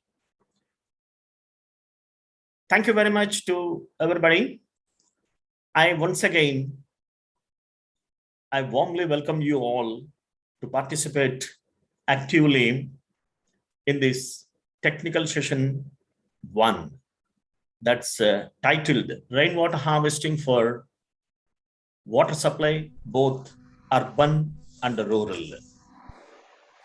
And I'll give you prelude for this session.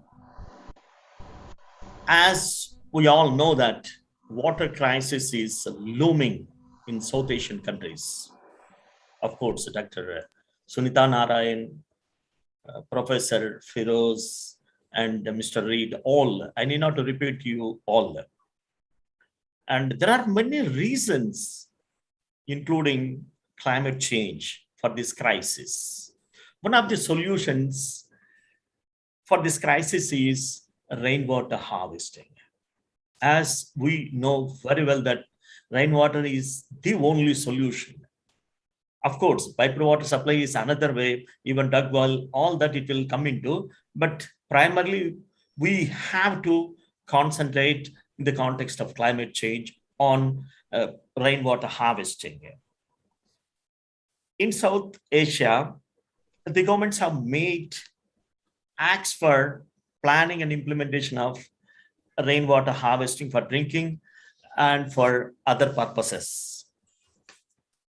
Equally important to mention that at micro level, communities are also rigorously pursuing to solve the water problem in their localities through rainwater harvesting. This is a very brief prelude considering the time. Then in this session,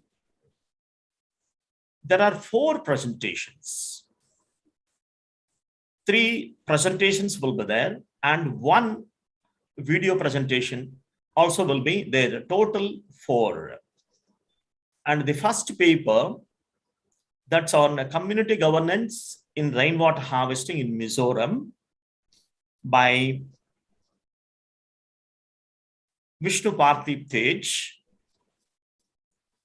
And second one is video presentation by Soni Pan, project officer, Kanchan, Nepal.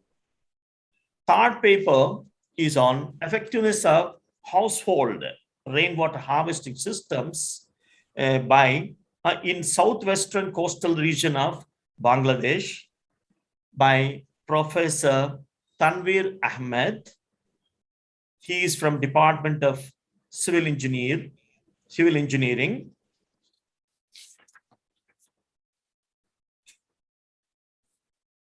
Department of Civil Engineering, and from an university. I'll details, I'll present it to him. Then fourth one is Mr. Samip Narayan Shrestha, and he'll be presenting a feasibility of rainwater harvesting system at a household level in Ward 14, Kathmandu Metropolitan City. Now, each presentation will be given 10 minutes. And after completion of all the presentations, we will have discussions. And now I request first presentation by Vishnu Partip Tej. Vishnu Partip Tej is a senior fellow of University Grants Commission of India. He has submitted his PhD thesis to Sri Krishnadevaraya University of Andhra Pradesh, India, and he is waiting for the results. I request now Mr. Vishnu Partip Tej to present his paper.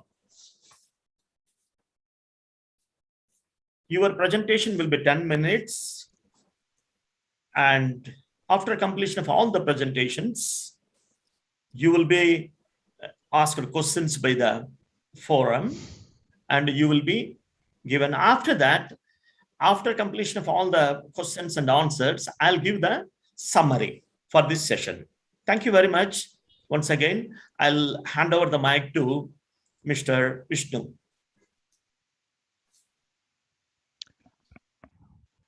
Thank you, everyone.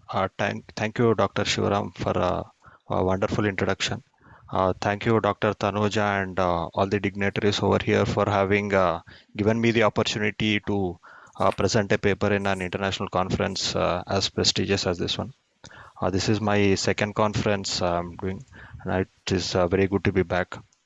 Yeah. So today, as Dr. Shivaram was mentioning, I would like to present a community governance in water harvesting study in a hilly state of Northeast India. I hope I'm audible and the screen is visible. Can you just confirm? Yeah. Yes, it is. Yes, it is. Yeah. Okay. Yeah. So as you all know, in India, we have many traditional rainwater harvesting structures. Back in 2018, when I presented a paper, I was talking about the traditional rainwater harvesting structures in Telangana, which were constructed by the 13th century Kakatiya kings. So we have many such examples. Like for example, in the picture you can see this is a picture from yeah. Yeah. Hello. Yeah. Yeah. So this is a picture from Rajasthan where the can you just mute the non-participants? So I request you,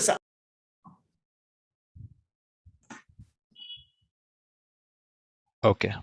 people have to unmute. Okay. Thank you. So we have many rainwater harvesting structures in India. As you can see in the picture, this is the one which was clicked in Rajasthan, desert-prone area. So you have traditional water structures like nadis, baolis, which are mainly tanks. And then even till today, there are many, I mean, nearly out of the 6 lakh villages in India, still in a significant proportion of them depend on rainwater and locally available tanks, which were there since long. Okay. And yeah, coming to our area of study, that is state in northeastern India. So Mizoram is part of the Seven Sisters group. Like you might be knowing, Assam and Arunachal Pradesh, Manipur, Mizoram, Tripura, Meghalaya. Yeah, so it is one of them. And first of all, like as you can see from the picture, it is basically a state which is predominantly hilly, and it is having a rugged terrain. The forest which is available over there is tropical rainforest. The reason being it receives lots of rainfall from the monsoons, which start around the time of June 1st and continue till September. So like Professor Ahmad was mentioning, the bulk of the rainfall happens in India and also in Northeast India during this 3 to 4 months. So it is very important to basically conserve the water when it is raining. So having said that, there are some problems which the state of Mizoram is facing in the past decade, I would say. One is population growth. Because of decades of insurgency and due to other reasons, there was not much population growth, but because of various peace deals that the government has done and other welfare activities, the population growth has been significant, even in the northeastern state of Mizoram. And as the population increases and due to the want for better living, there is deforestation, there is some kind of urbanization, I would say. And obviously, when the lifestyle increases, there is a greater pressure on the groundwater, and the demand for water increases. At the same time, as the lifestyle from predominantly tribal living changes from urban and modernization, the traditional practices discontinue. Along with them, not only their traditional water practices are water conservation practices are changing, but also their need for water is also dramatically increasing. Yeah, just now, as I already mentioned, it is a state which has been blessed with natural beauty. It it is part of the area of India which has some of the highest rainfall in the world. It is very close to Meghalaya, which has a place called Mawsynram, which records the highest rainfall. So you can imagine that it is actually water abundant. One would not expect a water crisis, but due to you can say the improper management of water and its conservation, there are actually certain hamlets and certain villages of Mizoram where there is water scarcity. Yeah, and yeah, when there is no proper water retention, there is surface runoff from the heavy rainfall. Along with it, erosion happens, and like it leads to multiple problems. Like when there is no forest, you don't get rain. At the same time, the converse is also true. When there is no rain, there is no forest. So it is actually a vicious cycle. So when this I would say the delicate balance is touched, the situation spirals out of control basically. So deforestation is actually a very big problem. Okay, so the prime objective of our study was to check the community governance in rooftop rainwater harvesting. Because in a hilly and rugged terrain area like Mizoram, it is very difficult to construct large dams, and at the same time, it is difficult to have a centralized water supply system. So, what is important is decentralization of water conservation, and the easy to go method is rooftop rainwater harvesting. Right, and these are some of the basic information about Mizoram. Yeah, so the study was conducted in the Aizawl district, which is also the capital of Mizoram.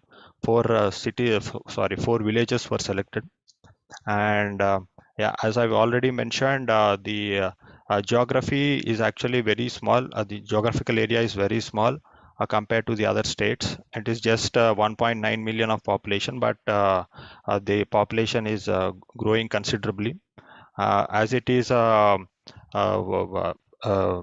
area which is mostly tribal, and because of the topographical constraints, the majority of the population is rural, although urban population is increasing, and literacy is also very high in this particular state.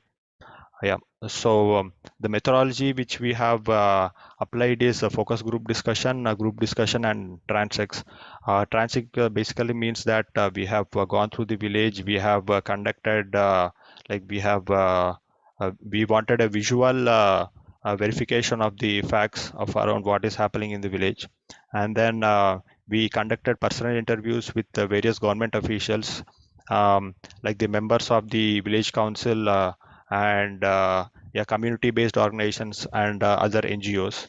And the interesting fact about the northeastern region is that it comes under the sixth schedule of the Indian Constitution, where the government has provided them with tribal advisory councils. So many of the subjects like water and yeah, groundwater rooftop harvesting are the decisions based on it are taken by the tribal advisory council. And as you always know, in India, the females are the water carriers, and Northeast is not an exception. Right. So the key findings which we came across are that community rooftop rainwater harvesting structures were found in wherever places, whichever area was flat, basically, because most, like I was telling, most of the area is hilly. So every place wherever possible was used for constructing a rainwater harvesting structure. Like you have schools, playground structures, offices, public offices, government offices, temples, churches, everywhere. In most places, we could find rainwater harvesting structures. right? And it was also important to notice that each house actually had one or two rooftop rainwater harvesting structures, each approximately of 7,500 liters capacity. Yeah, and here you can clearly see the community participation along with the government initiative. One of them, one of the tanks which was available in most of the households, was actually constructed on with their own money, and the other one was given by the government, but with only 90% contribution. 10% was contributed by the community. Community councils were formed by the villages with 15 members. Like I said, it is ingrained in the Constitution of India. So this is a constitutional guarantee which the districts get for decentralization. These were taking care of operation and maintenance of rural rainwater harvesting structures of community and individual household for rooftop structures. And one important thing which we noticed was that water quality testing was being done once in a month by community councils, which can be said as somewhat similar to the panchayats, which are available, panchayat raj institutions available all over India. And the interesting fact which we found was that like all over the world, there is impact of climate change even in the northeastern parts of India. Now, the northeastern parts of India, especially Mizoram, has traditionally been a very water surplus state. The rainfall has been like significant. You can see in 2011, the rainfall was nearly 2,500 millimeters, but in 2014, you can see a sudden dip of almost 25%, 25% in 2014.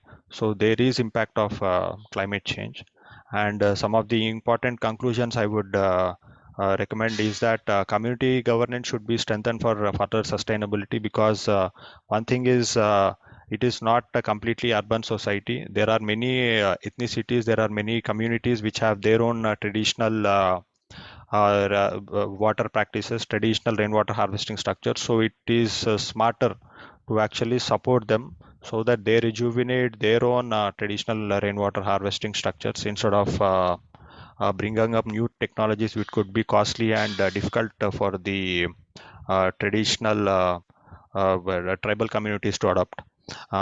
Government of Mizoram should also strengthen climate change mitigation measures, including zoom cultivation control. I've already mentioned that zoom cultivation earlier it was possible.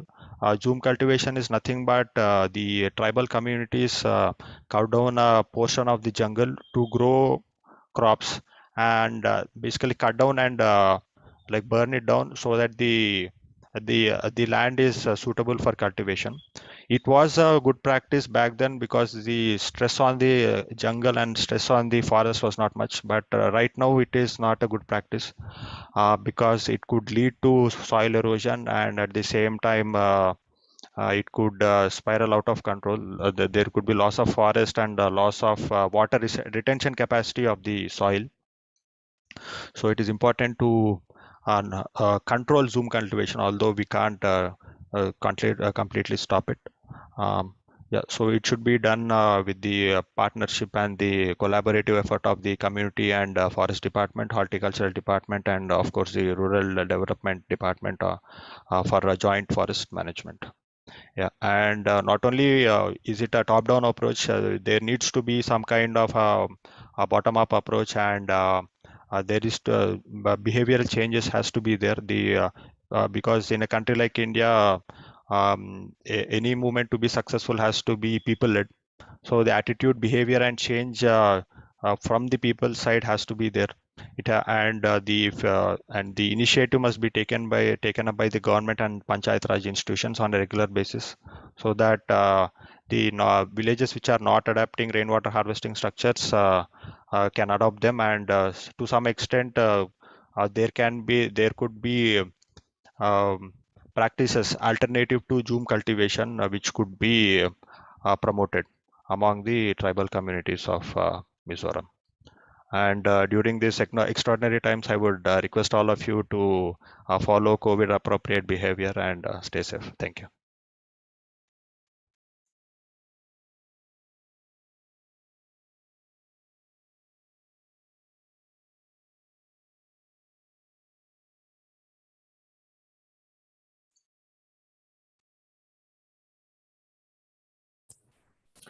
Mr. Polanki, your mic is mute. Yeah. Thank you very much, Mr. Vishnu, once again. Yeah, thank you. Thank you. And now I request Ms. Soni Pan. She is a job intern in WASH. Ms. Soni gained experiences in working on rainwater harvesting and climate change adoption.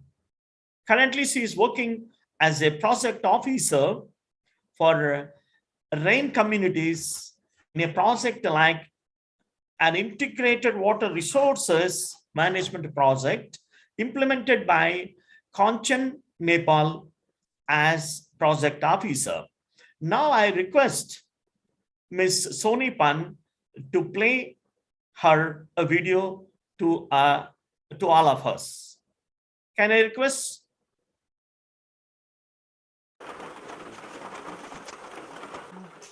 नमस्कार, मेरो नाम सावित्री भुजेल, पोखरा महानगरपालिका ward number 28। हामीलाई दुखै छ sir, पानीको हदै यति दुःख छ, कति दुःख छ, खानेपानीको समस्या छ। अब यो एउटा बाँसको धारा बनाइयो, अब आफ्नो अवगत क्षमता अनुसार चाहिँ जो जस्तो सकिन्छ त्यही ड्रमहरू ल्याइयो, बाँसको धाराबाट चाहिँ पानी त्यो ड्रममा सङ्कलन गरिन्छ। कुनै पनि ट्याङ्कीहरू यस्तो भनौँ आकाशे ट्याङ्कीहरू या त्यहाँ कुनै ट्याङ्कीहरू बनाउन सकेका भएदेखि हामीले हिउँदमा पनि प्रयोग गर्न सकिन्थ्यो होला। अब त्यो हामीले गर्न पनि हामीलाई असम्भव भयो, सक्दा पनि सकिएन। अनि जे सकिन्छ त्यही ड्रममा पानी सङ्कलन गरिन्छ, गरेपछि अनि हिउँदमा त अब यो पानी रहँदैन, यसरी बर्खामा आउँदा चाहिँ आउँदैन सर। अनि हिउँदमा चाहिँ बोकेरै खानियो, बोकेर ल्याउँदाखेरि हामीलाई 1 घन्टा लगभग चाहिँ 1 घन्टाभन्दा बढी लाग्छ हामीलाई।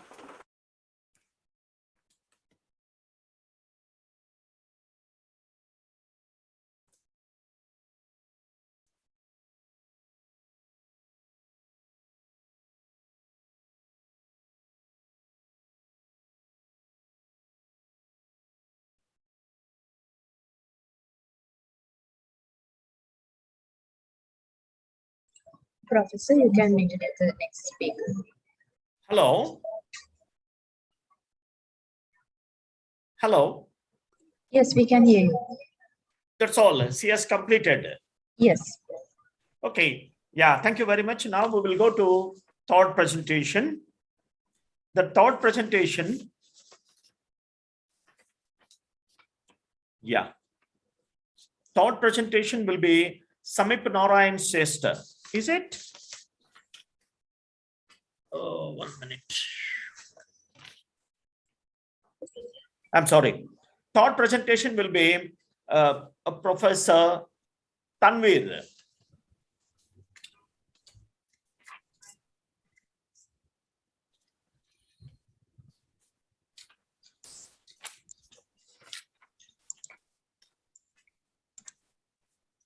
One second, let me introduce Mr. Tanvir. Yeah.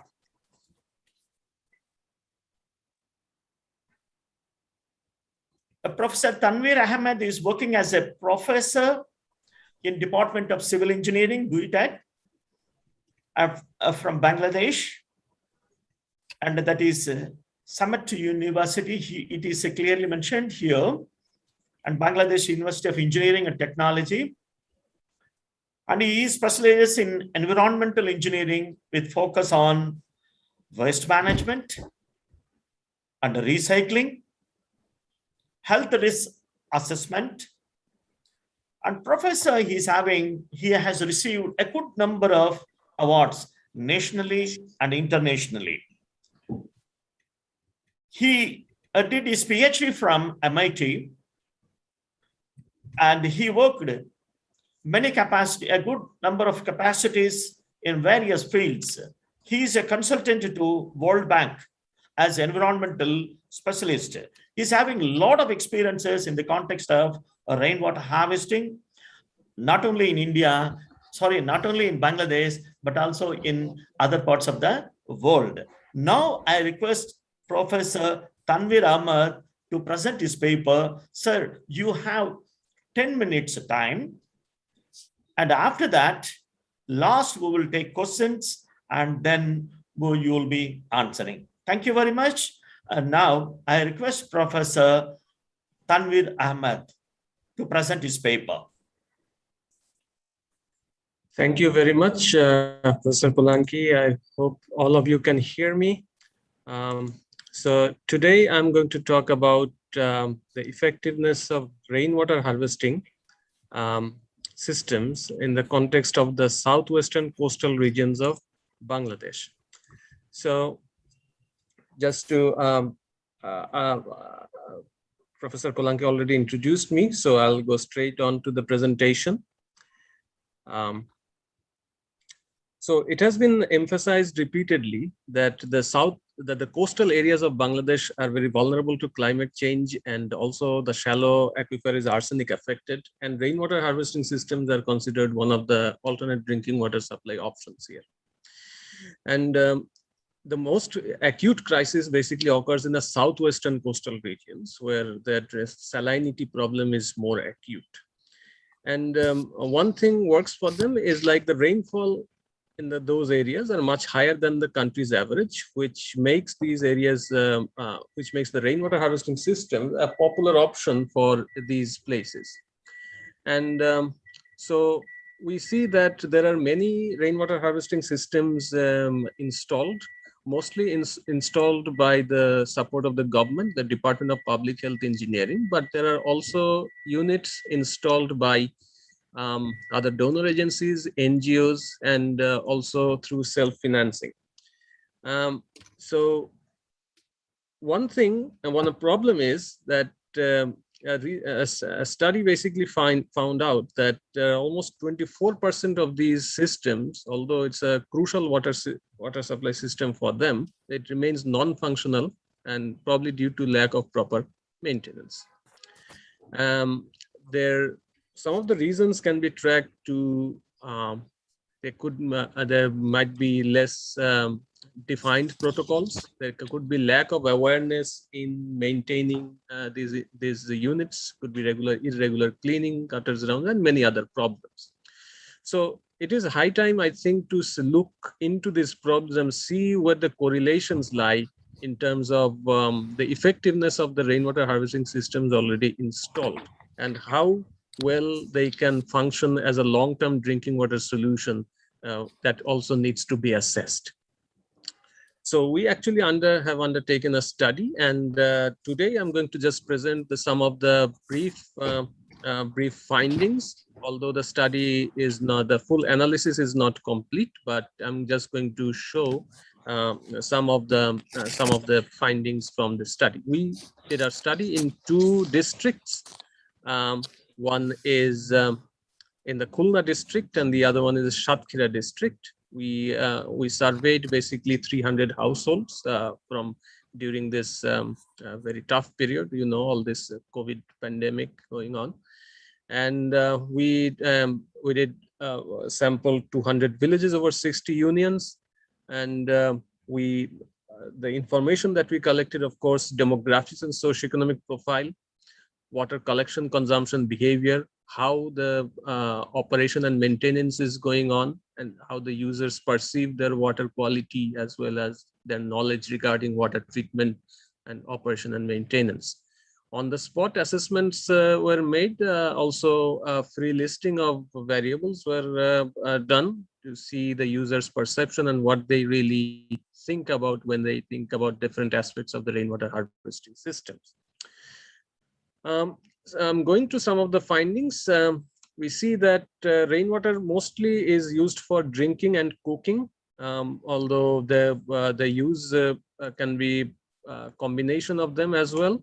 So, but mostly used for both drinking and cooking. Those who are using it for both purposes, sometimes they don't really use it for cooking in the dry season, probably due to less availability of rainwater in those seasons. The availability of rainfall throughout the season is also not uniform. Around 35% of households reported that they get the water all the year round. I mean, they are they're able to store the water to be used for almost all over the year round. But most of them, the water is available in the tanks for partial periods over the months.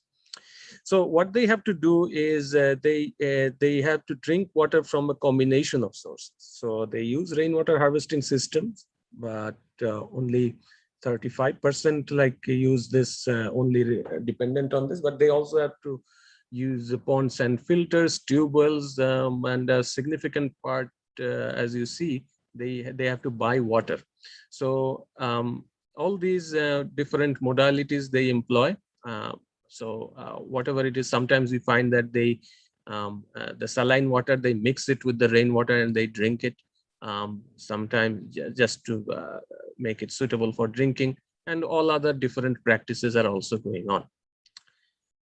Some of the reasons behind this inadequate quantity of water is that the tank, they mentioned that the tank capacity is low. Water supplied to others, since they do not have any rainwater harvesting systems, they mention about these, and it's one of the reasons behind the insufficient water that they say. The water quality, mostly they found the water quality to be satisfactory, although this is a user perception. It is not based on any water quality testing results, but just from the appearance of the water, they find that the water quality, in most cases, they find it to be acceptable. The water treatment practice that's going on is mostly it's the water is not treated.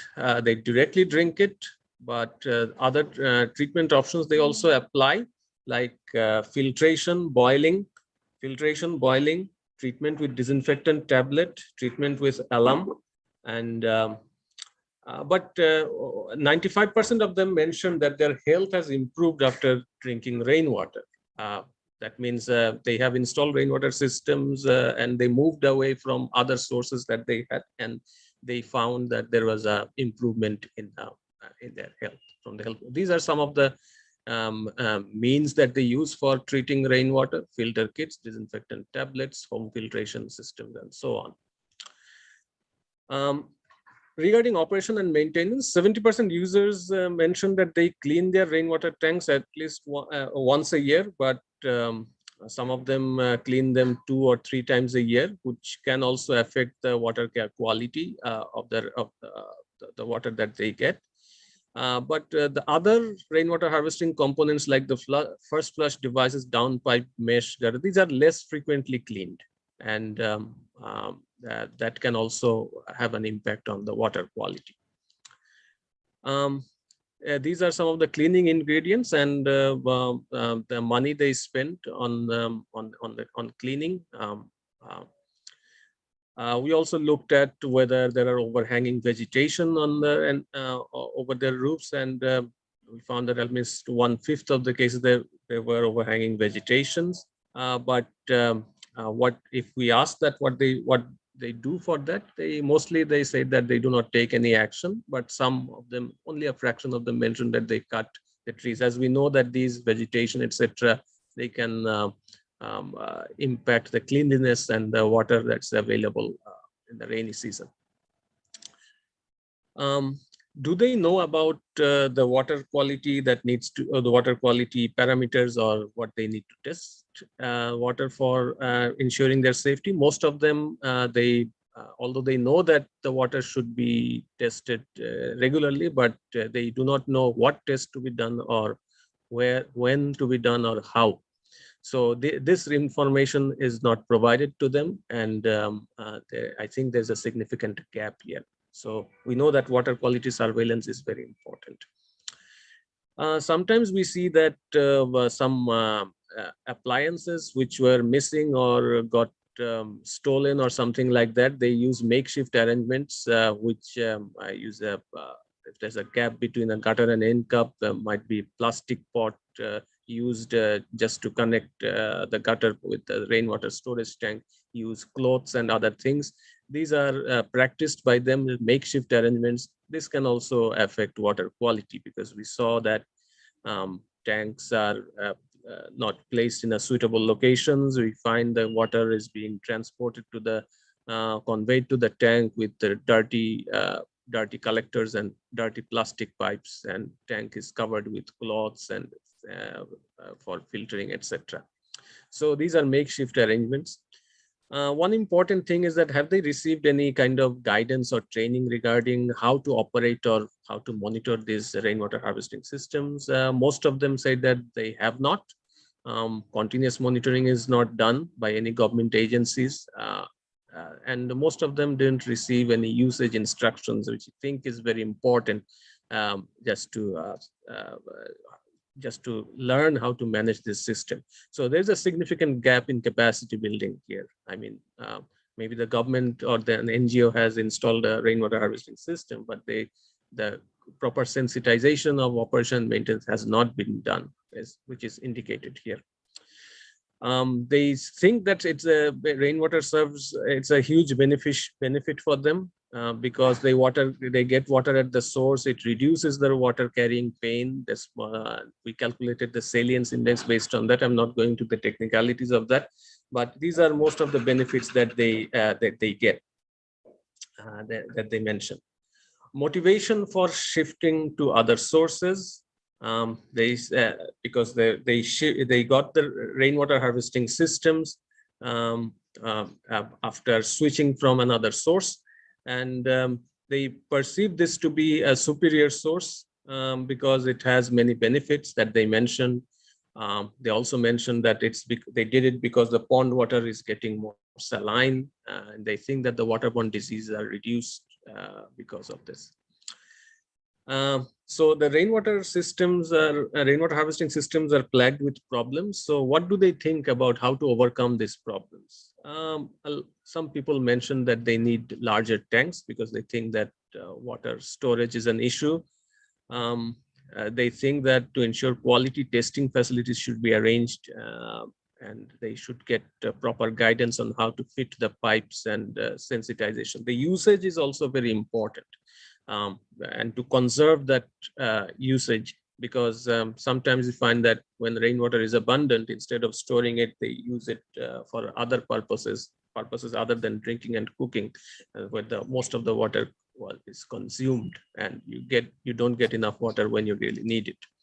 So these are some of the issues that came across. So we are trying to develop a conceptual framework of how all these different factors are playing into contributing to the effectiveness of the rainwater harvesting system in the southwestern coastal areas. So we know that two main issues are the water quantity and the water quality. And we try to identify the factors, what factors contribute to the quality, and then how they are functionally related.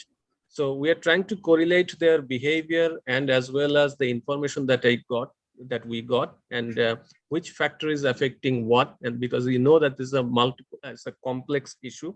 One parameter depends on several factors, and they're also interrelated.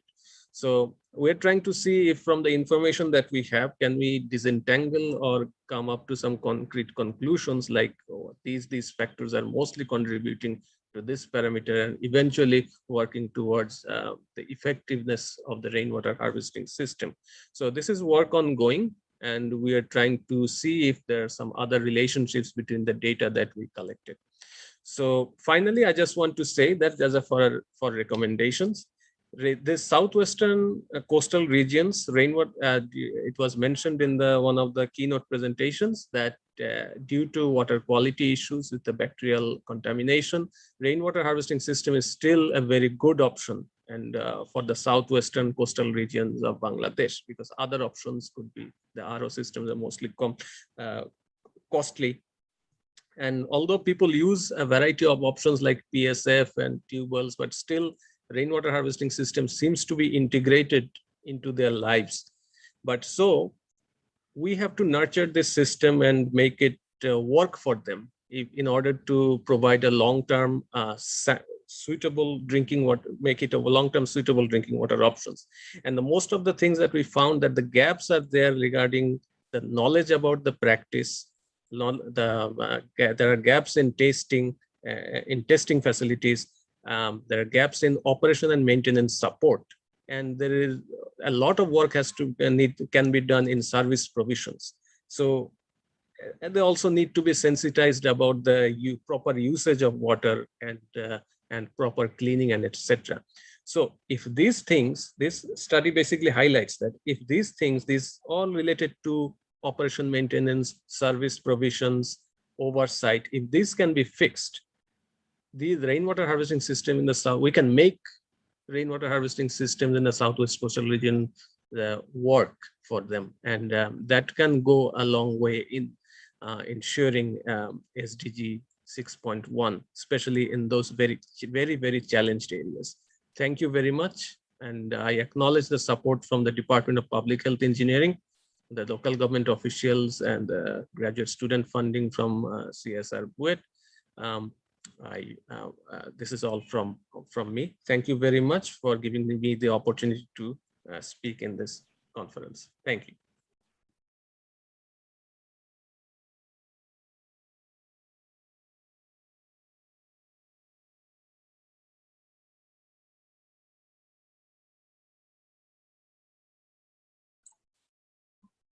Professor Sivaram, you can introduce the next speaker. I'm sorry, I'm sorry.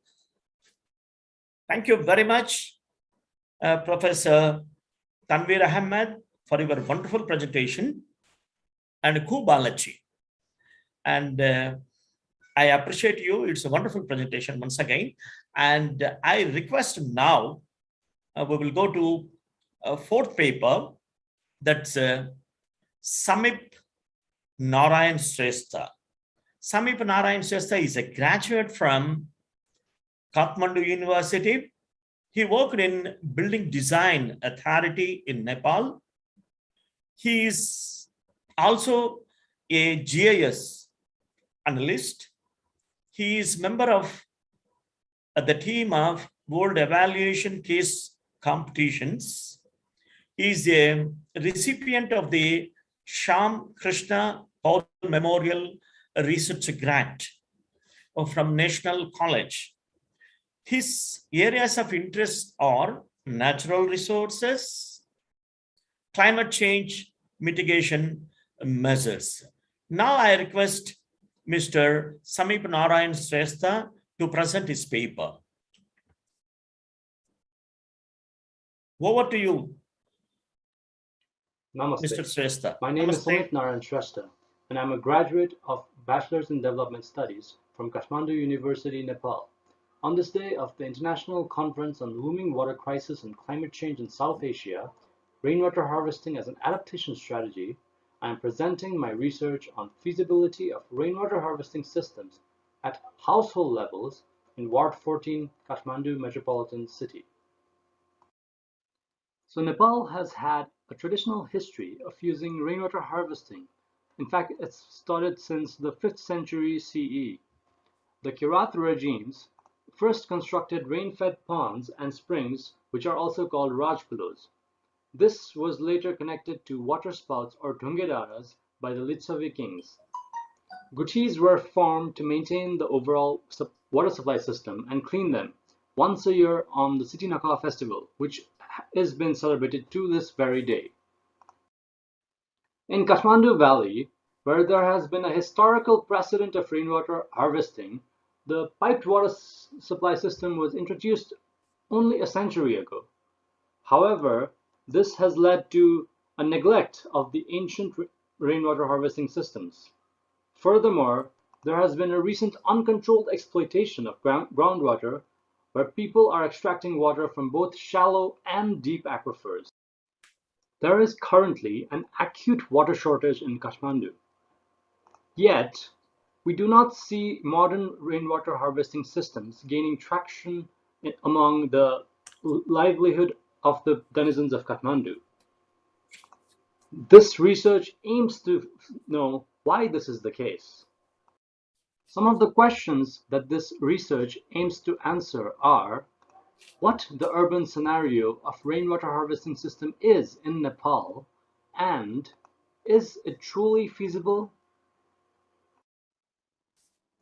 With that aim in mind, The study area of this research is Ward number 14 of Kathmandu Metropolitan City in Kathmandu district of Bagmati province of Nepal, where there are more than 15,000 households and the area is 302 hectares. So the main objective of this research is to assess the feasibility of rainwater harvesting system in urban scenario. But the specific objectives are to assess the current status of demand and supply of water and alternate water supply options. It's also to determine the technical potential and the financial viability of urban rainwater harvesting systems. So this paper has reviewed literature from various sources to collect secondary data, such as UN Habitat, Guti, Central Bureau of Statistics, and other academic writings. It has also collected 5-year daily rainfall data of stations in Kathmandu from 2014 to 2018 from Department of Hydrology and Meteorology. For primary data, household survey was done through selective sampling method using Google survey, where 51 respondents data was used.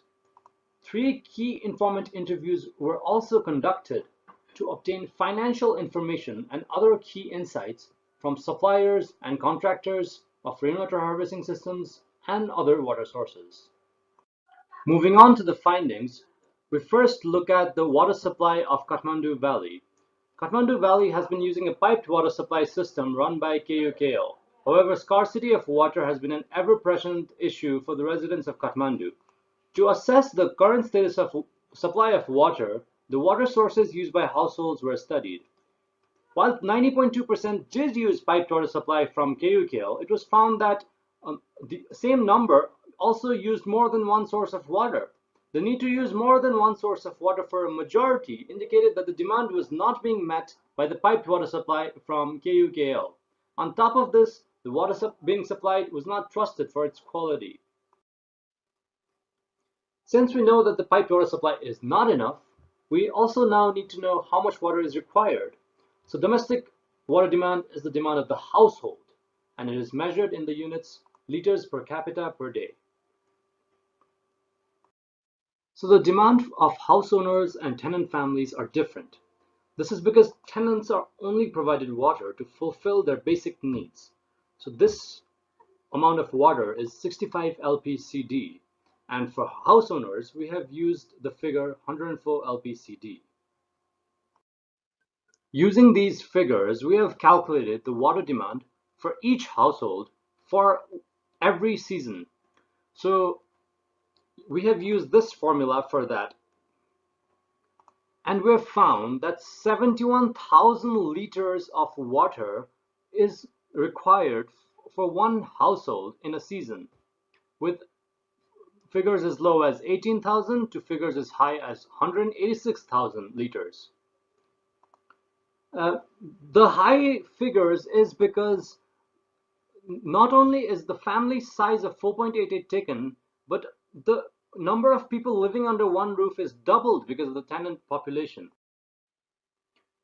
So the rainwater harvesting potential has then been calculated using the formula rainfall times area of catchment times runoff coefficient. To calculate the rainwater harvesting potential, rainfall data from the Department of Hydrology and Meteorology was used. And the rainfall data from the station which was closest to the study area was NICOP. This data has been isolated and divided on a trimester basis based on the 4 seasons, so that we could get a potential for each and every season. Next, the catchment area was obtained through survey data, where the average roof area was found to be 138.42 square meters. With this, rainwater harvesting potential was finally calculated, as the runoff coefficient was a constant, 0.7. And from this data, we know that rainfall is highly seasonal in Nepal. So there is no year-round supply of rainwater. On top of this, climate change has started to impact rainfall, with extreme weather events becoming the norm. That is either extreme rainfall or drought occurring. This means that unless the household invests a lot in maximizing rainwater storage, rainwater harvesting potential cannot be fully realized. Therefore, the focus for rainwater harvesting should be in groundwater recharge, as more than 70% of rainwater potential is in the 3 months of July, August, and September. We know that groundwater has been depleting in both shallow and deep aquifers due to high extraction than the natural recharge. Therefore, this is essential now. We have also compared rainwater harvesting potential with the water demand for each and every season.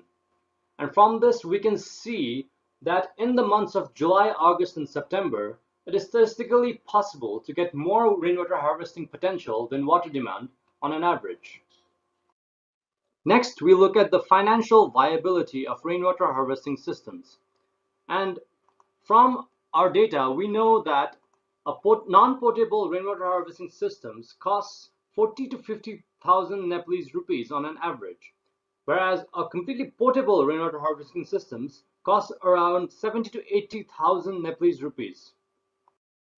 And comparing this with well water, we know that well water only provides non-potable water, and the installation cost of well is around 81,500 Nepalese rupees, which is almost double the cost of rainwater harvesting systems. And while both have seasonal issues, well is also a very big contributor to groundwater exploitation. Hence, rainwater harvesting is a better source than well water. Next, we look at tanker water supply. Tanker water supply is also a contributor to groundwater exploitation because it extracts water through boring. But since there is no direct installation cost of tanker water, we have compared it to RHS by looking at how much water can be collected through rainwater harvesting systems, which is around 94,000 liters approximately on average. And the cost of providing 94,000 liters is around 32,000 to 37,000 based on size of tanker. And therefore, we can say that it is more cost efficient to use rainwater harvesting systems, as there will be less expenditure within 2 years. In conclusion, we can say that piped water supply cannot cover the full water demand of Kathmandu. We can also say that the rainwater harvesting is feasible as a secondary source of water and is most beneficial when used for groundwater recharge. It is also a better source than well and tanker water, but its lack of reliability in dry season is a big factor. We can also say that use of multiple sources, with one of them being rainwater harvesting, seems to be the optimal option. I would like to thank SARNET, USAID, and LRWHF for providing me this invaluable opportunity to present my findings. I would also like to thank National College and Kathmandu University for giving me the opportunity to do this research. And I would like to thank my family, Mr. Binod Shrestha, Mr. Indresh Sharma, and Mr. Amil Poril for their invaluable assistance. Thank you.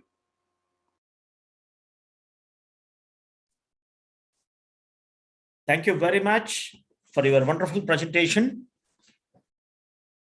Now, this is the time for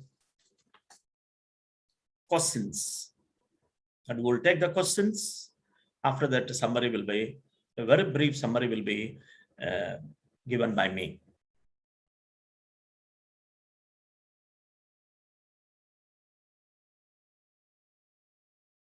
I request all the participants to actively participate in this question hour.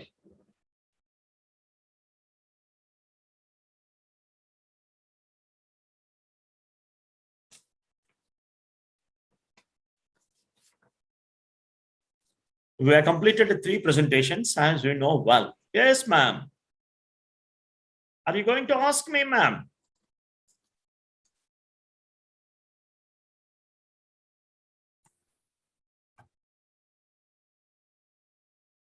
I hope that Professor Tanvir is there. Yes, I am here. Yeah. Hope that Mr. Vishnu is there. Yes, he's also there. Mr. Vishnu?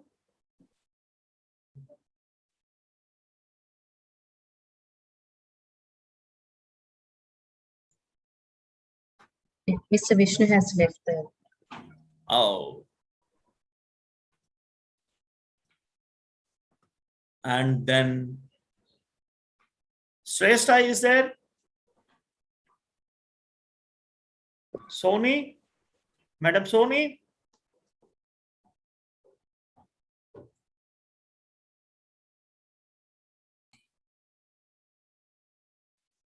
Yeah. Okay. Yes, please. I'm just waiting for the questions. You're waiting for the questions. Well, first of all, I would like to commend all the presenters for their very interesting presentations. One thing that bothered me, and I think it became very clear in the three presentations given by the gentleman, less so by Sony, was the fact that seemingly our capacity to inform and promote and give people a guidance on how to do their rainwater systems is a problem. So I don't know. I mean, it was interesting to see that Tanvir, Professor Tanvir was saying, well, you know, they need more guidance. At the same time, I recall that in 2000, there was published guidance, means to say leaflets, available in Bangla. Somehow we have lost that culture or that, so we need to somehow dig it up. And I think it's similar in Mizoram. I mean, there are similar issues there with respect to quality. I think, Samip, your presentation on Kathmandu is very pertinent. Everyone is having more than one source, even now, after Melamchi is coming, simply because there is insufficient water, even now coming from this very expensive Melamchi system. So if we can contribute by collecting some rainwater, and also, if that is suitable, do some reuse of used water, then one can get somewhere, but otherwise it will remain a very difficult situation. But rainwater certainly can contribute a lot in terms of relieving stress. But with respect to quality, I think, Professor Tanvir, some additional work needs to be done in terms of promotion and operation and maintenance. Sorry for the statement, but maybe it encourages people to come forward.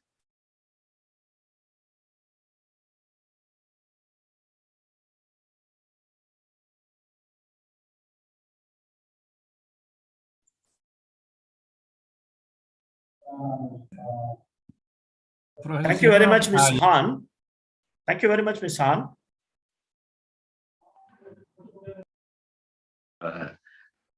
Can I give observation? I am Sarath Gamini from Sri Lanka. Yes, please. Yeah, right. Okay. This regarding the Kathmandu presentation, very interesting. Trying all possible options. Now, how long you can keep the water safely without any contamination? Even from Nepal, other Sony also could answer. 1 month, 2 months, 3 months. What are the additional that you add for chlorination or anything like that? This question is to Shrestha. You can. Yeah.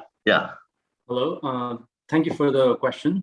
From what I got from my research, I found that the demand was actually so high that storage did not even come into the scenario. Like, people had water demand higher than the rainwater harvesting potential. So the storage became a moot point in that scenario.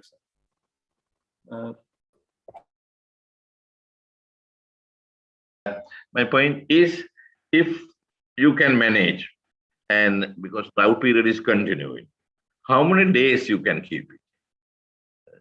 So rains are coming on during especially that drought period. Maybe you may have dry days, maybe 60 days dry days. Can you keep it the water for 60 days? If there are no rain for Yes, 2 months, then can you yes. keep it? That is my question. Shrestha. If not, then I'll also give the answer. And even if you go to, I'm taking to the example of India. And even if you go to Rajasthan area like Tankas, even other rainwater harvesting structures, they use it throughout India. Throughout year. They close it. Even if sunlight comes, as you said, some bacteriological contamination will happen. Otherwise, it's people are using, and sometimes even go to, even if you go to deep south Tamil Nadu, one village is there, William Nagar. They are also using this rainwater harvesting systems and all that, and they really heat it and they drink it, even if it is long. After sometimes they find out. And another important thing is here the panchayats frequently they go for water testing also. They'll find out accordingly, they do it. As your question is very pertinent, but water testing is frequently being done. I believe in Nepal also, it may be happening, I believe. What do you say, Mr. Shrestha? Professor Sivaram, can I add a word? Yes, sir. The experience from Australia is that water tanks that have not been used for over a year are still providing safe water. Yes. Of course, within the constraints that were indicated by Professor Feroz Ahmed, you may still have some, little bit here or there, chemical mostly, but and another thing, Sarat, I think this comes back to the presentation of Tanvir. The operation and maintenance, the cleanliness in and around the tank is important. Number one. Number two, there are several methods by allowing the rainwater to flow into the tank as well as to collect it from the tank that would reduce the contaminants level. So it's also a matter of how you technically resolve these issues, reducing the kind of circulation of contamination. But in general, I agree with Professor Sivaram, it's not a big issue. Even from an epidemiological point of view, there are a few cases where there have been outbreaks, and even outbreaks, of course, is just one family or maybe two families using that particular tank. It is very limited. So the risks are quite small, as indicated by Professor Feroz. But of course, it's a management issue. Yeah. May I add another one, very interesting rainwater. Now there are some people, they say that rainwater doesn't have much requirement, mineral content required for the human consumption. What is your experience? Were there any problem in Kathmandu or in other Nepal? Right? Whether there are people are not prepared to accept? Tanuja. Yeah, tell me.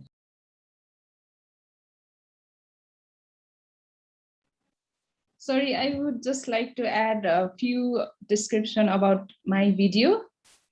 Like our rain communities, the system was installed in the last December, February.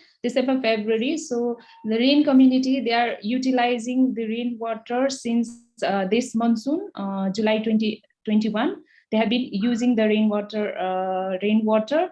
And we are hopeful that if the community manages the system properly, rainwater harvesting system properly, then they will be able to use the rain during the dry period as well. That is after October till February. And rainfall starts from February here in Nepal, then they can soon start harvesting rainwater and utilize it.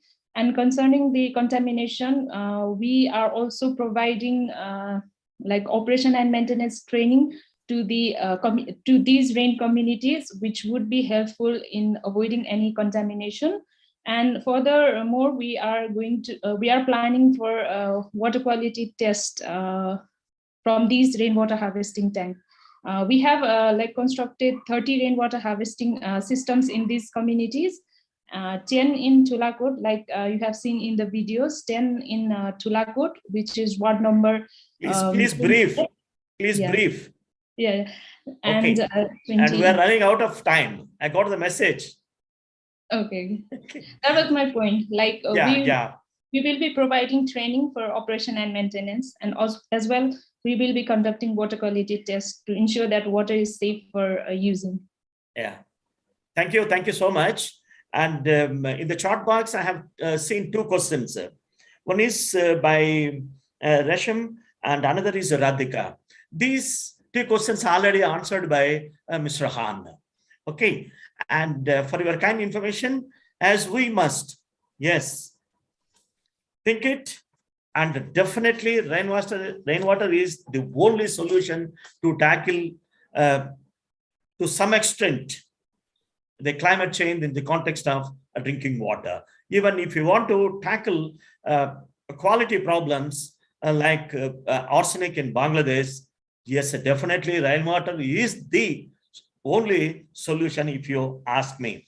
Of course, I have written many, and coming to the point, again, in these three papers, one video, it's clearly stressed the need of rainwater harvesting systems for drinking water and also for groundwater recharge. The one point I wanted to mention here, Professor Tanvir very clearly mentioned that availability, acceptability, and adequacy also he touched upon.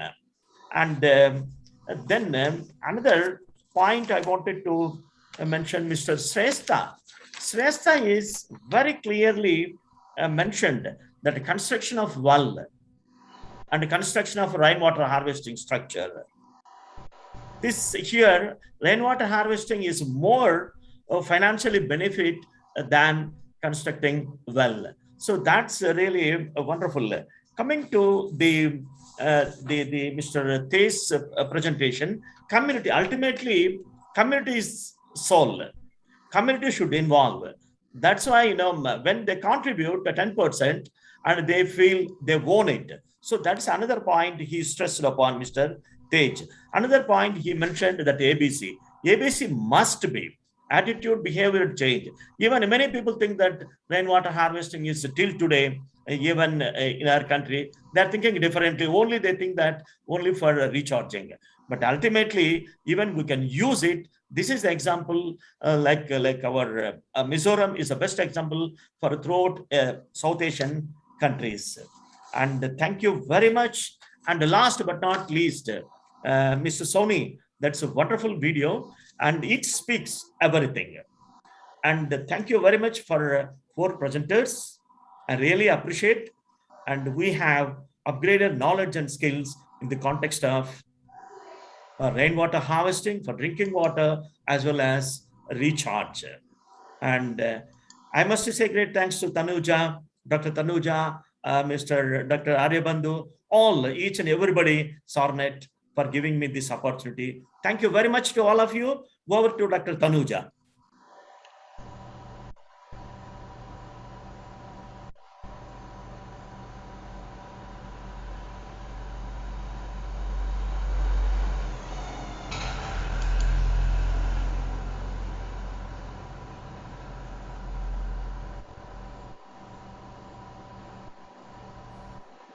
Technical Session 2. Rainwater Harvesting for Water Supply, Urban and Rural. Now I would like to give a brief introduction of the chairperson and rapporteur of this session. Mr. Sahir Gadasi has long years of experience in public service of Pakistan. He has contributed to planning, designing, execution, and monitoring of social development programs for developing physical infrastructure, including WASH, community school, and rural access roads. Mr. Gadesi has held key positions and has worked with multi-stakeholders. He was also the former Director General at Earthquake Reconstruction and Rehabilitation Authority of Government of Pakistan. Ms. Dhanushi Senanayakar. She is the Regional Coordinator at South Asia Rainwater Network. Now, I would like to invite Mr. Sahir Kadesi and Ms. Dhanushi Sena Naika to take over this session.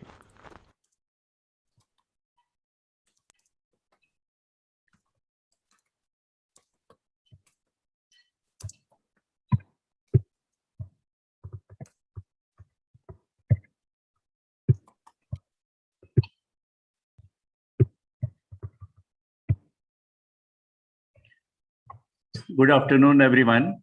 Thank you very much, the SARNET organizers, for inviting me and asking me to chair this technical session. We are having some few colleagues here at the country level meeting in Islamabad, Pakistan, as well. Due to COVID situation, it is little bit restricted. I will not be taking much time because we are already running out of time. During this technical session 2, we have again 4 presentations, 3 presentations and 1 poster presentation regarding this urban and rural water supply to be augmented through rainwater harvesting. Definitely, the rainwater harvesting is not the only solution. It can be a supplementary solution, but in some of the areas we can go for as the alternate method as well for providing water supply to the people in urban, in rural areas. But as far as the water supply system is concerned, that we can't say that rainwater harvesting is the only solution, but it is definitely an supplementary solution for providing and addressing the water issues. But in depth, if we see that rainwater is the primary source of all water supplies or all water sources even. If there is no rain, there is no spring, there is no stream, there is no river. So let us assume that and the rainwater is the primary source of all water sources. So we need to harness the benefit of each and every drop of rainwater. So during this technical session 2, we have 4 presentations, as I have said. Dr. Dhanusha, she is also assisting me in this session. The first presentation is empowering indigenous women through rainwater harvesting. It's a lesson learned from Malaysia for Asian rural communities. This is to be done by Dr. Sarada Narayan. She is the project director, Optimistic International Region of Malaysia. And the second presentation, that will be the poster presentation by Dr. Jose C. Rafael. He is the Secretary, Mesopolamia District Rainwater Harvesting Mission in India. And the third presentation would be by Mr. Pravat KC. He is Process Engineer, Project Implementation Directorate, KUKL, Nepal. And the fourth and the last presentation would be done by engineer Mr. Deva Hapugoda from Lanka Rainwater Harvesting, Sri Lanka. He will be talking about a solution option for water supply in rural hilly areas of Afghanistan. So without wasting time, I would like to invite Dr. Sarada Narayanan, Project Director, Optimistic International Region for Malaysia. Dr. Sarada, please. You have 10 minutes, please. Thank you. Thank you very much, Mrs. Zahir. And I'm truly grateful to all of you for inviting me to present this case study at this esteemed SARNET conference. My name is Sarada, and I represent an organization called Optimistic International, which is dedicated towards enabling and empowering women and girls through opportunities so that they may reach their full potential. Let me just share my slide.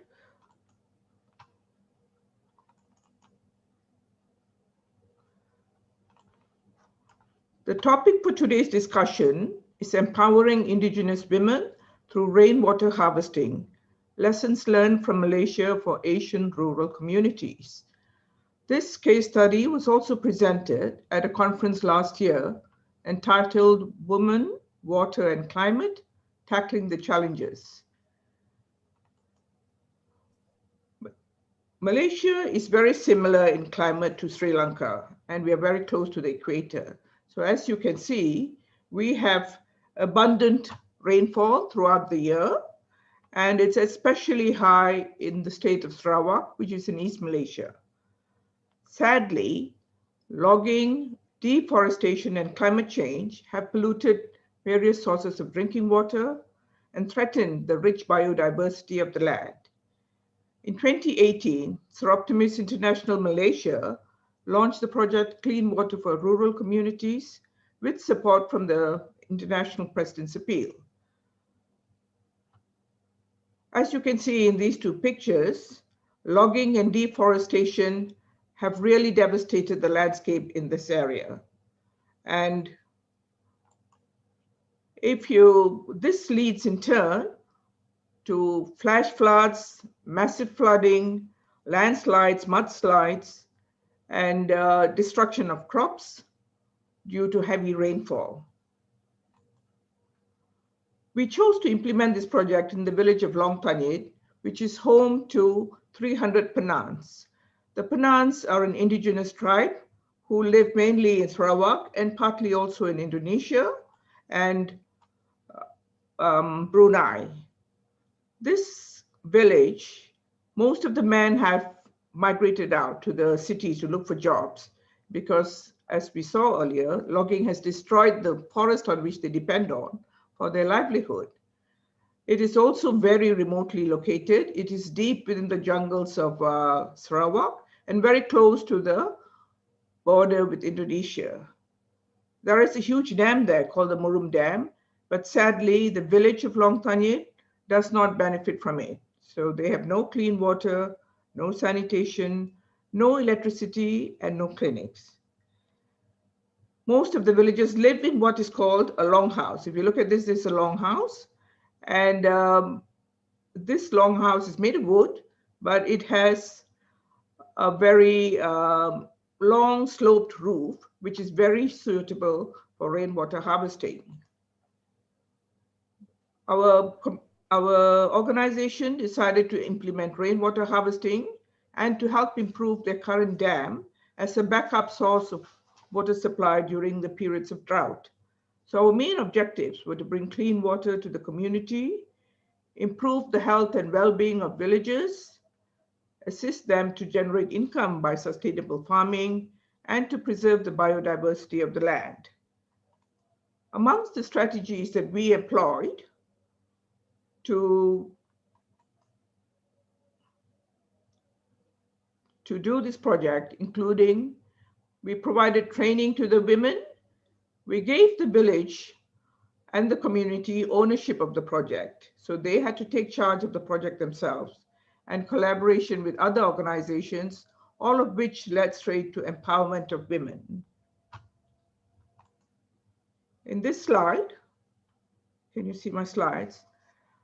We selected 5 girls for training in welding and helped them to upgrade their skills from level 3 to level 4, which was a diploma in welding.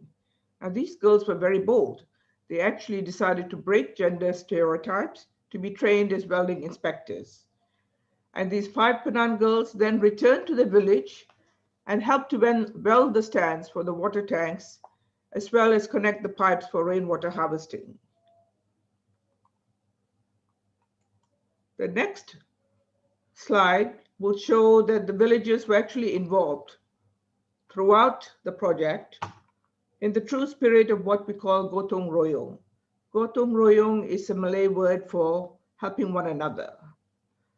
The villagers helped the contractor to fix the gutters, mount the water tanks, as well as install filters. And then we also rebuilt the dam, which was on a spring about 2 kilometers away, to provide an alternative source of water and connected water through pipes to the village. Right, you've seen this slide. Once we had provided the village adequate water to address their water insecurity issues, we then decided to proceed with phase 2 of the project, which was organic farming. We sent 6 women and 1 man for training in Kuala Lumpur, and they returned to set up a farm over 5 acres of land next to the village.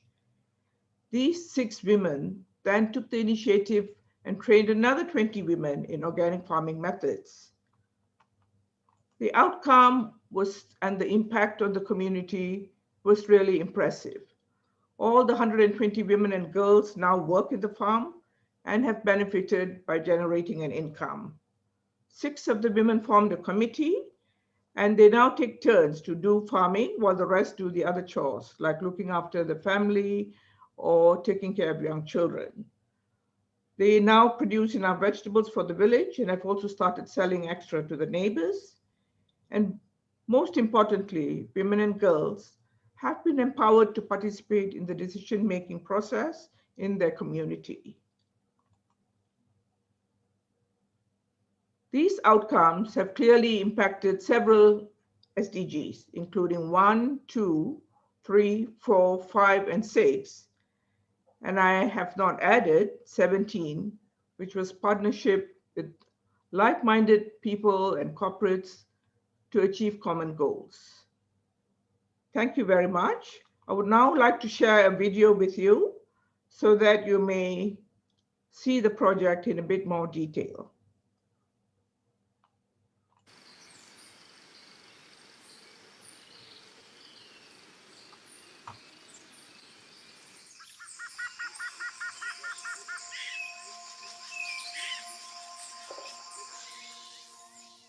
Logging, dam construction and deforestation is threatening the indigenous tribes in Sarawak, Malaysia, of the forests on which they depend on.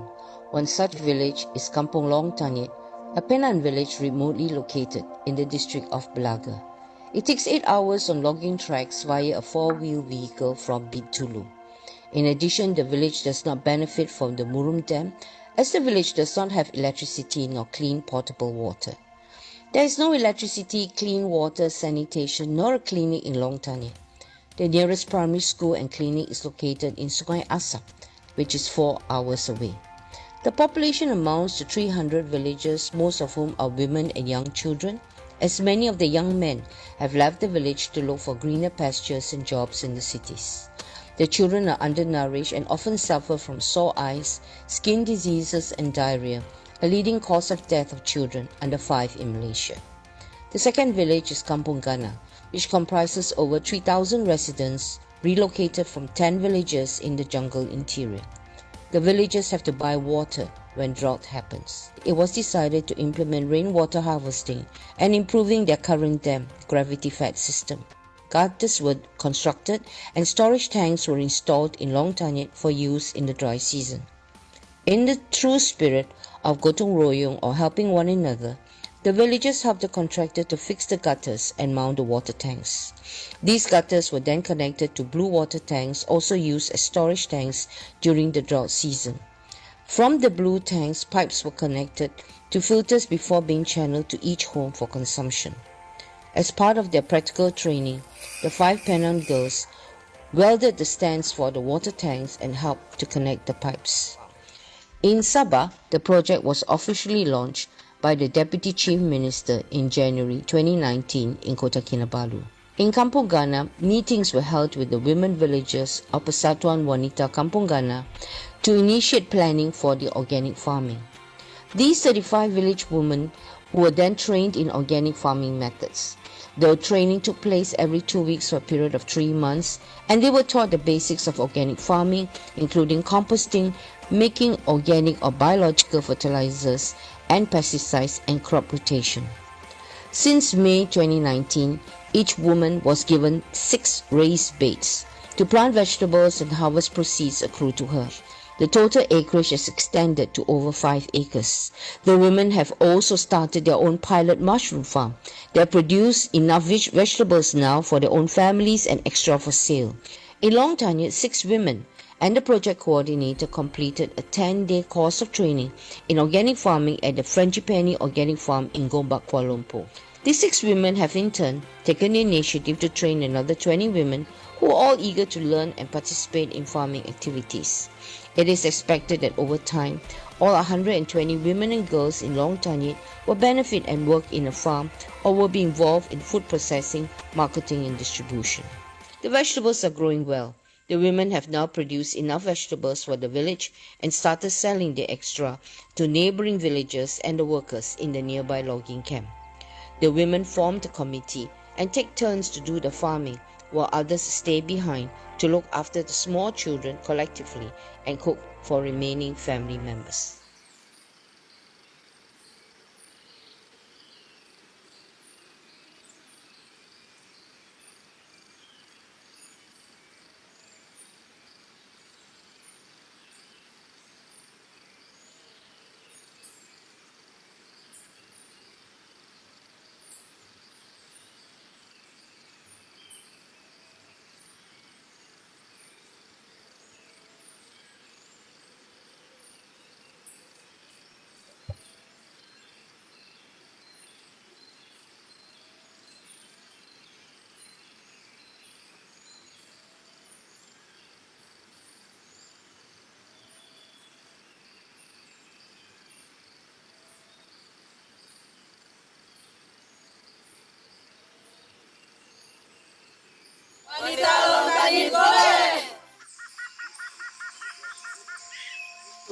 Thank you very much. In conclusion, I'd like to say that rainwater harvesting is a reliable, cost-effective and efficient way to address the problem of water insecurity in remote rural villages, which are often left out of mainstream development. Educating indigenous tribal women and youth through vocational training and capacity building are critical in ensuring the success and long-term sustainability of community-driven projects. Thank you.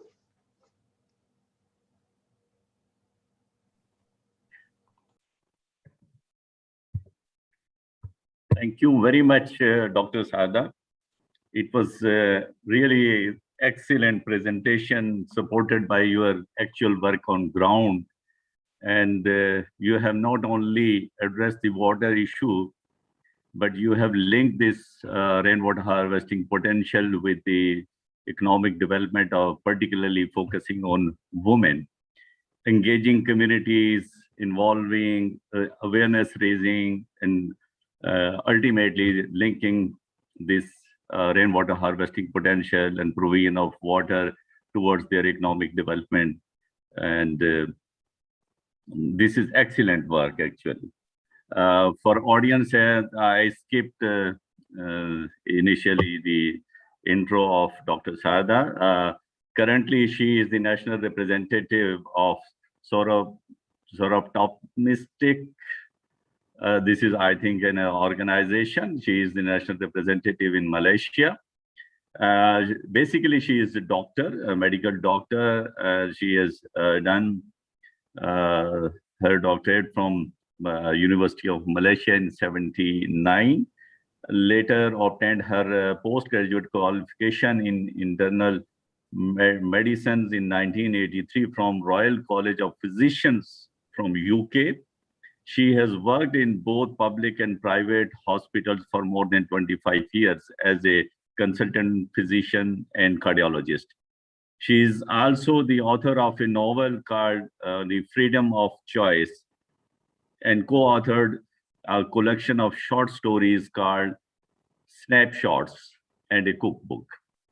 Thank you very much, Dr. Sada, for sharing your experience. We are really educated.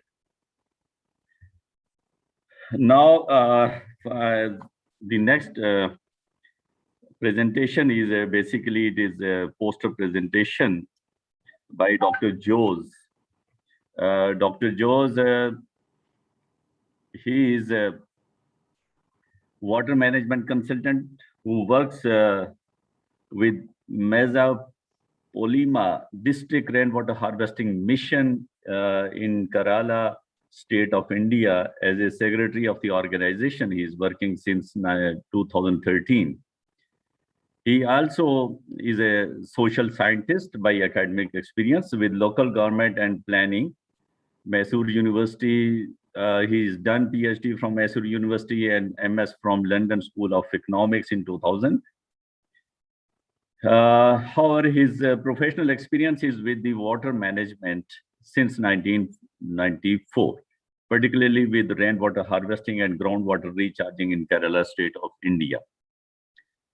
He has presented the poster subject in World Water Forum 7 in South Korea in 2015, Korea Water Forum in 2018, and UN Water Summit named Leaving No One Behind in 2019 in Geneva.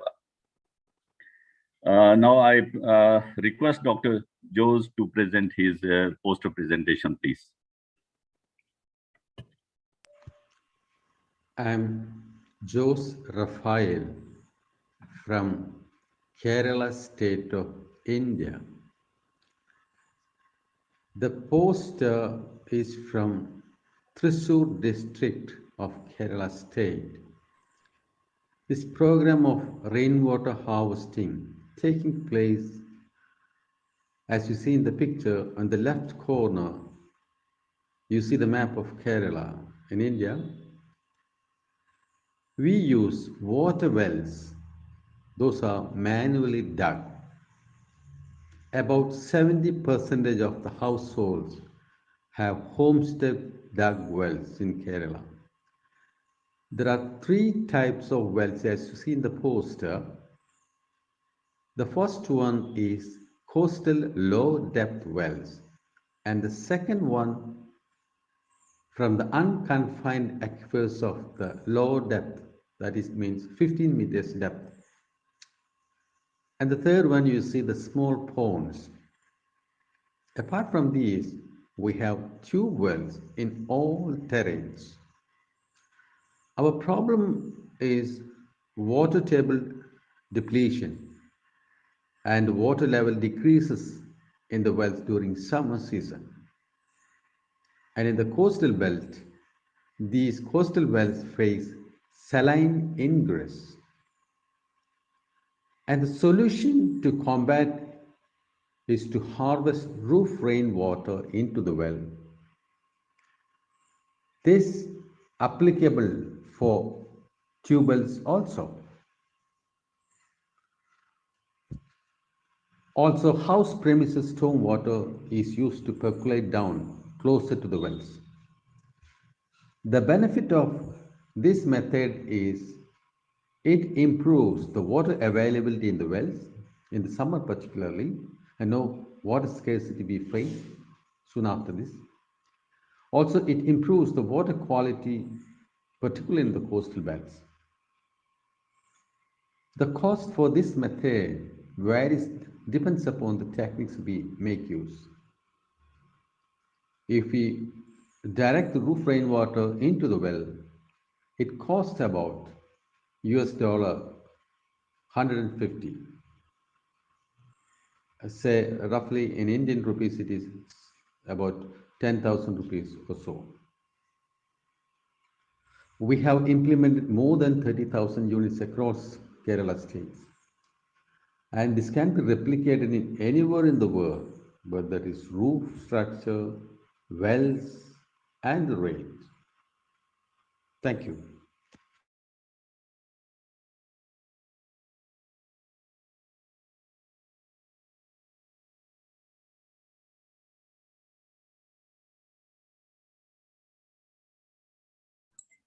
Mr. Gadasi, you can introduce the next speaker. Thank you very much. It was excellent. Mr. Joseph, he has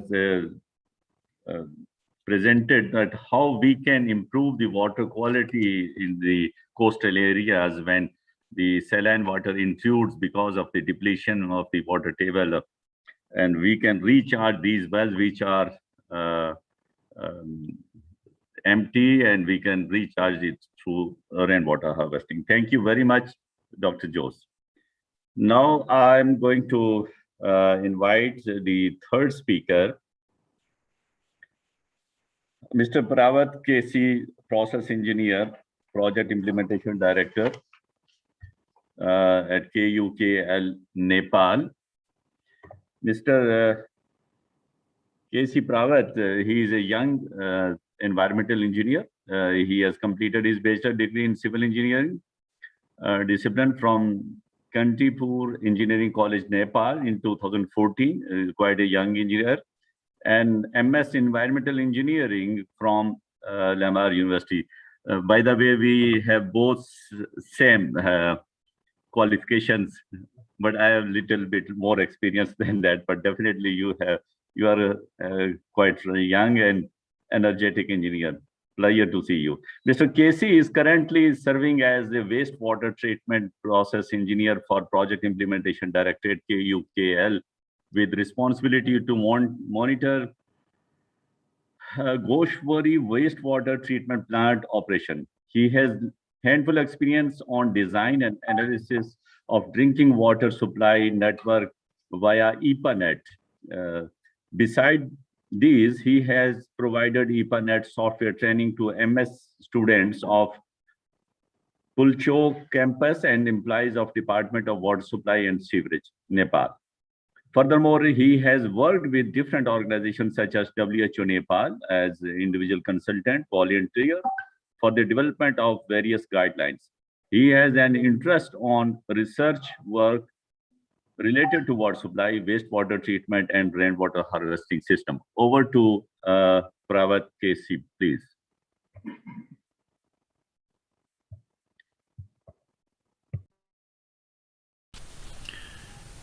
Greetings everyone. My name is Pravat KC. Today I'll be sharing our finding on our study, status of rainwater harvesting system in Kathmandu Valley on behalf of my team. The study shows that about 22% of water supply demand has been made by KUKL water supply in dry seasons, and which increased to 46% in the winter season. Therefore, the excessive groundwater extraction has been seen in Kathmandu Valley, and withdrawal reached to 70.9 milliliter in 2009. Therefore, there is a high potential of rainwater harvesting system in Kathmandu Valley, and about 80% of total rain falling on the rooftop can be collected. But still, there is no systematic approach to ensure water safety for the rainwater harvesting system. So our study focuses on understanding the existing practice of rainwater harvesting system at household, school, and institutional level, explore the water quality situation in collected rainwater, and identify potential hazard and practices for control measures. For our study purpose, 3 rainwater harvesting system, Tewa organization, YMB school, and residential building were selected. House owner, staff of the institutional building were selected as a key respondent. Various information such as catchment area, rainfall data, storage capacity, and number of users were gathered. And beside this, information on type of roof, gutter, storage tank, first flush, mosquito trap, filter, and drainage were also collected. For water quality analysis, WACTEC kit was used, and the 5 basic water quality parameters were tested, of which temperature, turbidity, pH, and electrical conductivity were measured on site during the field visit. And for E. coli test, sample was collected in a clean bottle and preserved in the ice box, and the test was performed later, but within few hours. The Tewa rainwater harvesting system has a slanted roof made of concrete and tiles, and the gutter was made of concrete canal. The system has a treatment unit consisting of plain sedimentation tank and a filter with sand as a filter media. The water is stored in underground RCC tank, and the excess water is used for groundwater recharge purpose. In YMBA school, the roof was slanted, made of CGI sheet, and the gutter was made of folded GI sheet. The system has a first rain separator mechanism with the capacity of 25 liter. The system also has a filter unit consisting of gravel and sand as a filter media, and the water is stored in underground RCC tank, and the excess water was used for the groundwater recharge purpose. In residential building of Sudip Hada, the roof was the flat surface with a ceramic tile finishing. The system also has the first rain separator with the capacity of 100 liters and a treatment unit with the gravel, sand and geotextile membrane as filter media. The water is stored in underground RCC tank, and the excess water is used for groundwater recharge purpose. In Tewa organization, the pH, electrical conductivity and turbidity is within the range of Nepal drinking water quality standards and WHO guidelines, whereas the E. coli count is higher, more than 200 colony formation unit in both storage tank. In YMBA school, pH, electrical conductivity and turbidity were within the range, but the E. coli in both storage and tap water was high. In residential building of Sudip Hada, the electrical conductivity turbidity is within the range, but the pH is in basic range, about 9.77, and also the E. coli count is quite high in both storage and tap. So from our study in 3 rainwater harvesting system, the main hazard observed was dust, leaves and bird fleet accumulated in the rooftop, lack of first flush, availability of filter mechanism but the inappropriate operations leading to the hazard. People prefer rainwater for gardening, toilet flushing and recharging wells. And in all 3 rainwater harvesting system, there was no mosquito net provided, which could prevent the breeding place for the waterborne vectors. And each of the rainwater harvesting system E. coli count was more than 200 colony formation unit, which attributed to the birds fleet accumulated on rooftop. In residential building of Sudip Hadas, the pH was quite high, 9.7, which may be due to the release of calcium from roof material or underground tank.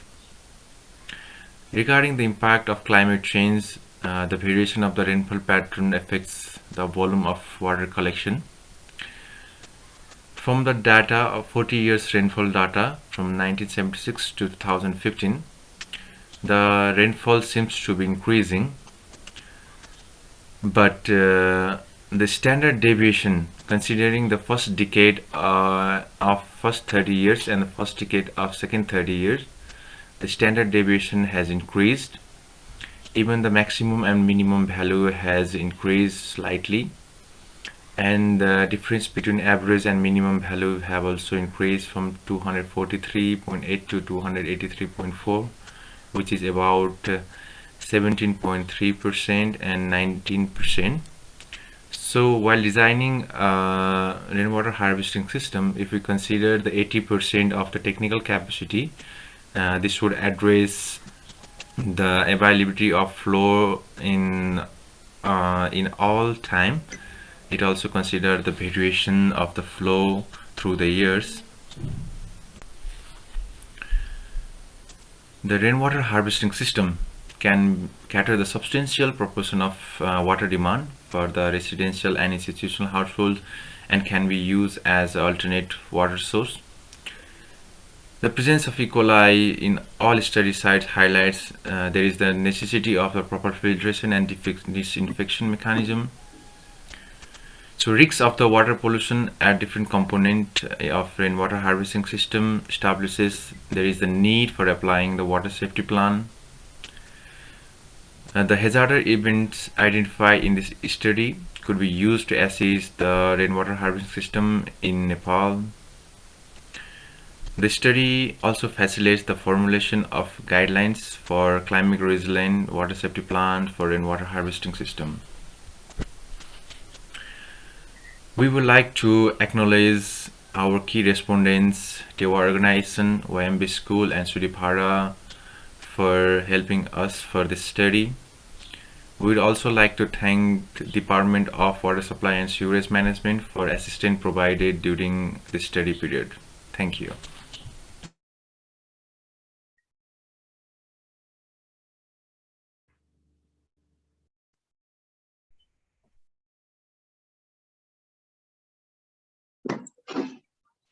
Mr. Gadesi.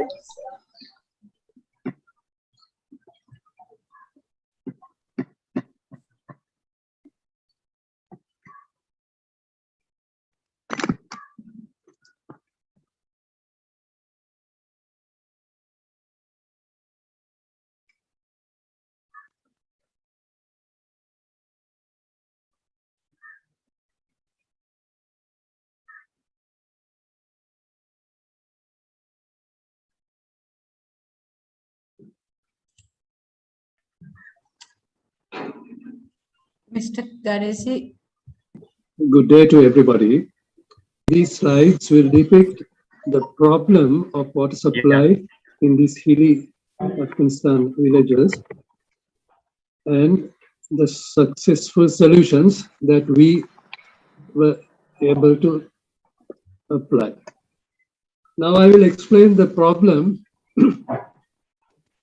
As most of you will probably have some kind of idea. In a good year in these parts of Afghanistan, the rainfall comes to about 300 millimeters, but it falls during a short period of time, as shown in the graph here. And as a result, after a few months, after that short period, the country gradually becomes very, very dry. And at the end of the dry spell, it's almost like a desert. People in these areas have no water other than for few underground deep wells that have been dug, drilled. But these drilled wells also can result in very, very salty water. This is the location that I worked in. And this location is northwest of Afghanistan in the Bagis province. It's a very dry and poor area and very hilly. One district is Kalinawa district and the other one is Jawan district. Into these remote villages, there's no vehicle access and no trees. It's quite far from main roads, no schools, no hospitals. And almost at that time, no government. But interestingly, the precipitation that falls during the first beginning of the wet season turns the dry land completely into a white land. Then after that begins in end of December, and from December up to till about March, starting from February, the whole country turns green. That is due to the grass that will grow due to the rain. And then after about June, the whole country will turn into 5 different colors. Very beautiful scenery. All very small flowers that will grow after the green period. Then starting somewhere in July, the whole country will gradually turn dry and it will become like a desert. Here you see the type of villages that we work in. You can see how remote these are. And in most villages, they can grow one crop of wheat and they have animals, goats and sheep mainly. And the people who look after the animals, they have to move from grassland to grassland. As a result, they live in tents.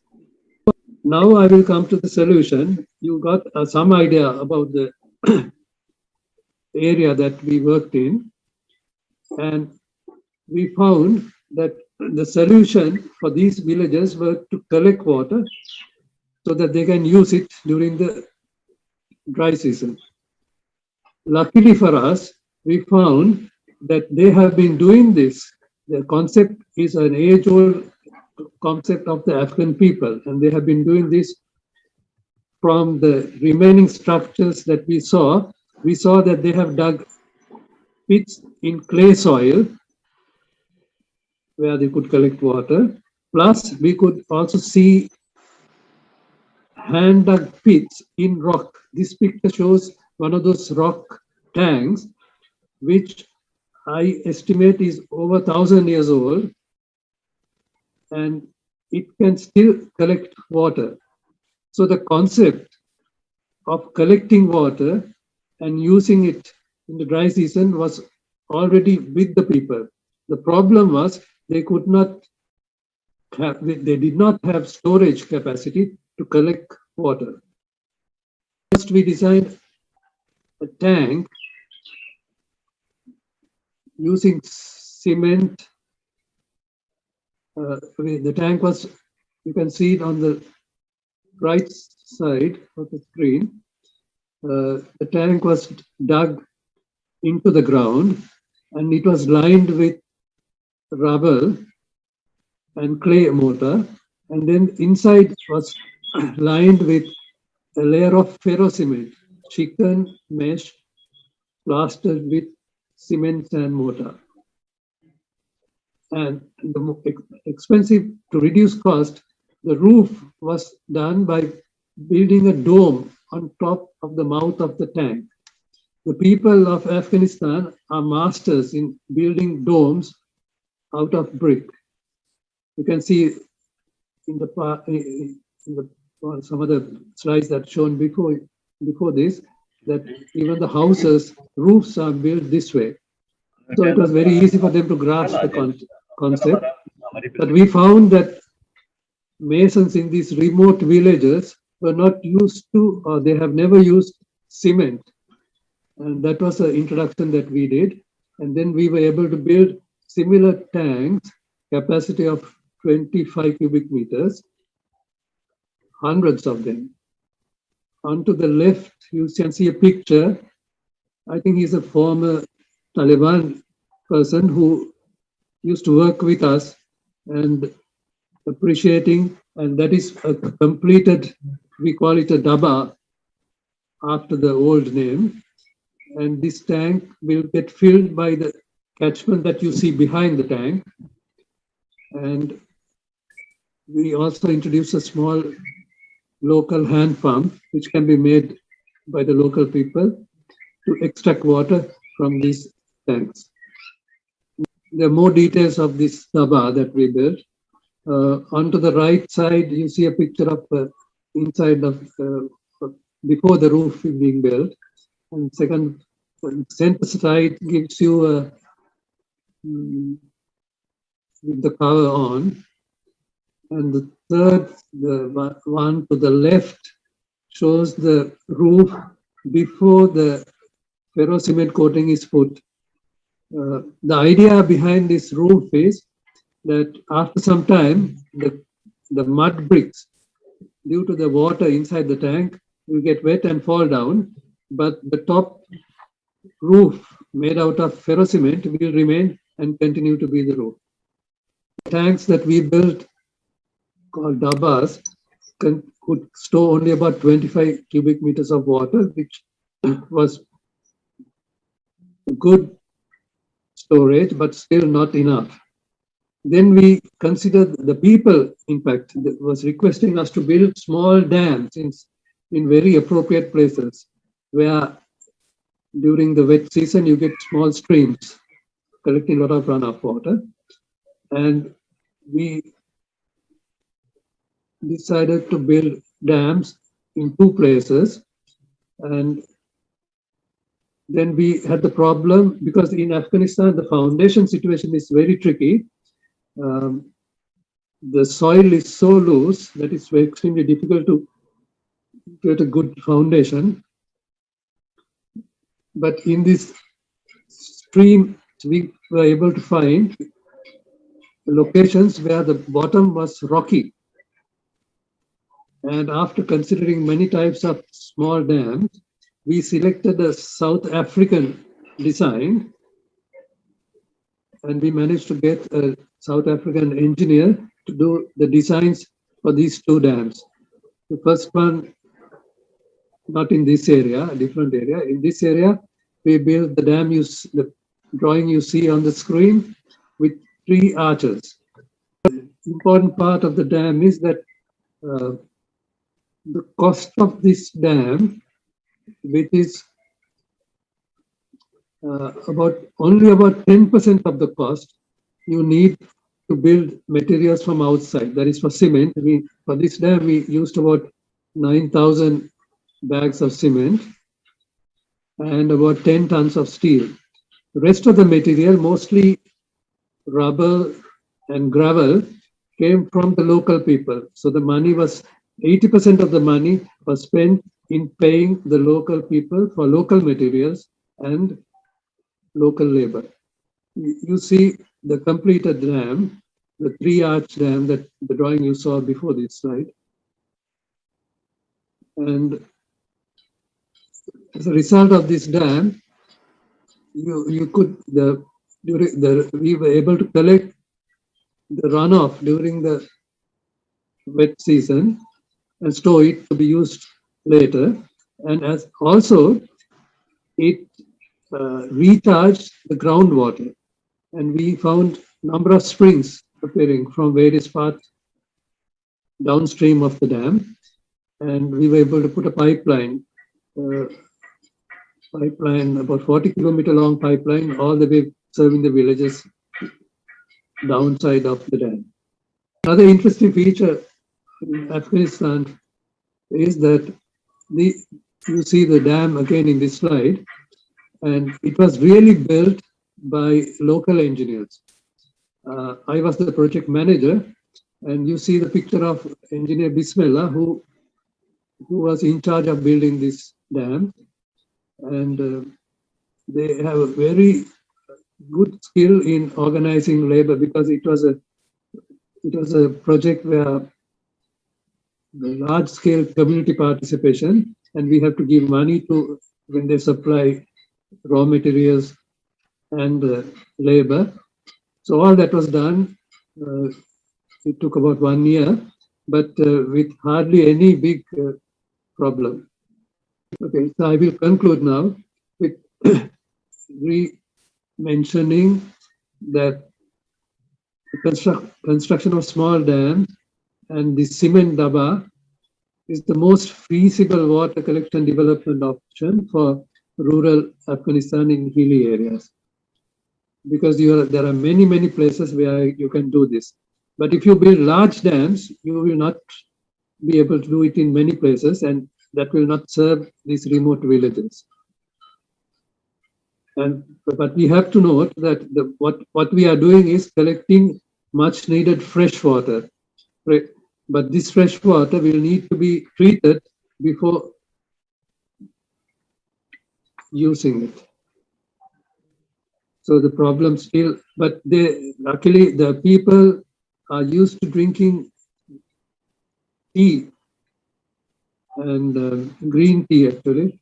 And they, as a result, they boil the water to make the tea, so it gets treated automatically. And still, there are so many places where we can improve on this concept. I hope this concept will help to solve the rural hilly Afghanistan water supply problem. Thank you very much.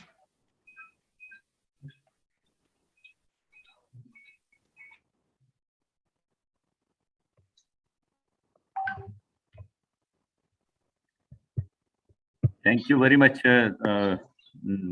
Devas. Unfortunately, I don't have the detailed bio of yourself over here, but what I learned that you are the board member of Lanka rainwater harvesting. Excellent work done in Afghanistan, particularly improving the existing systems, existing storage system, mud-based water supply systems. You have improved that. It was excellent. With this, this technical session comes to the conclusion. We had a very good discussion at the start. Dr. Sada educated us about unfortunately, this video is not working.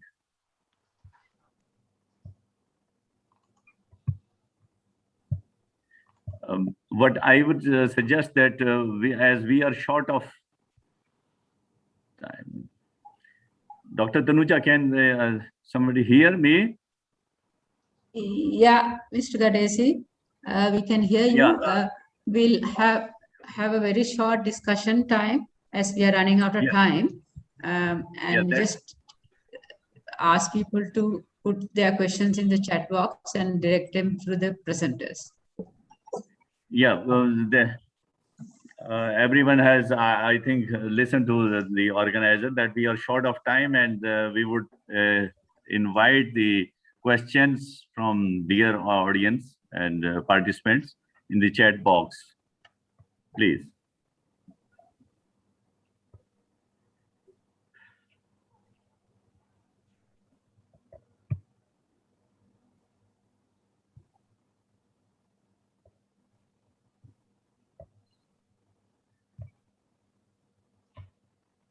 So far, I don't see any question. It means that everyone have well understood all the presentations, and definitely it was excellent.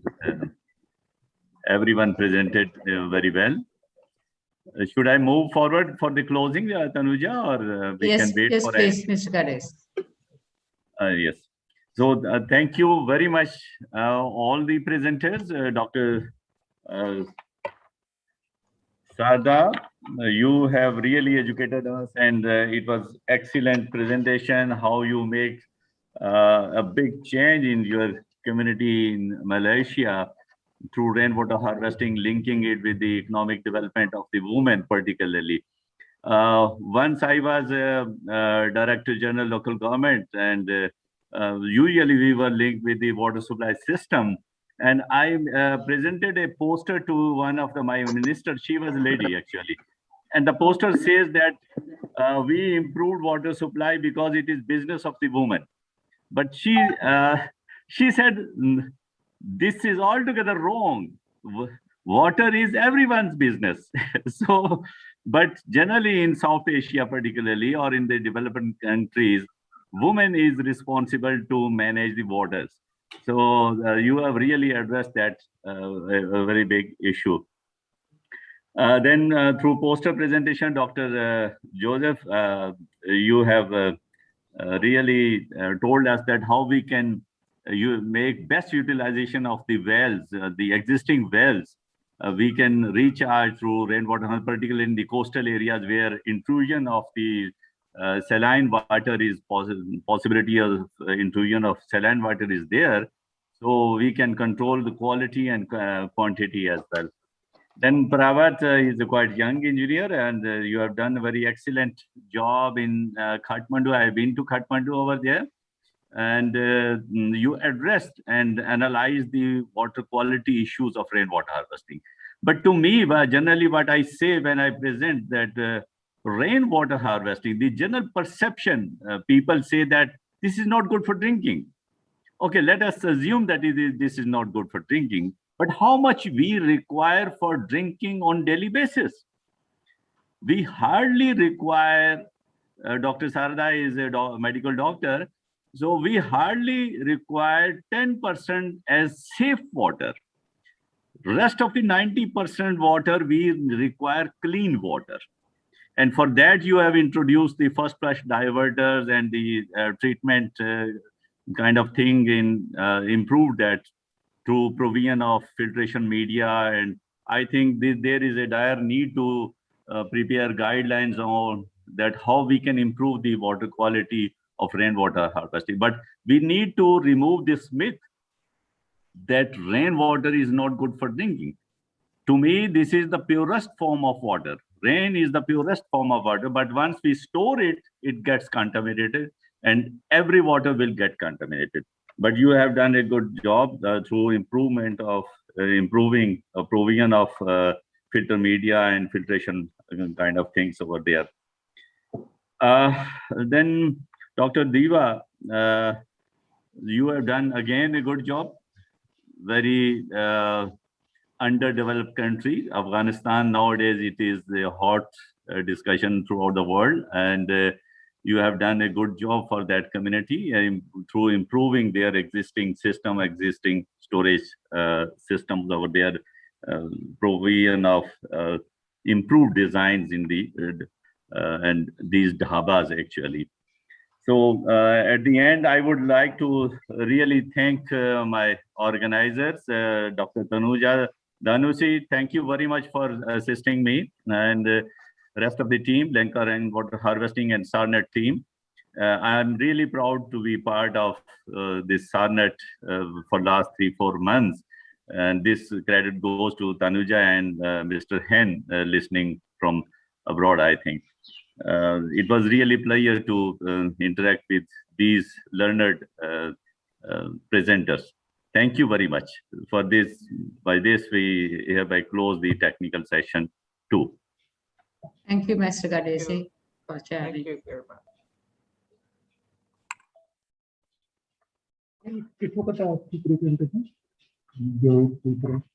कल है हमारी जो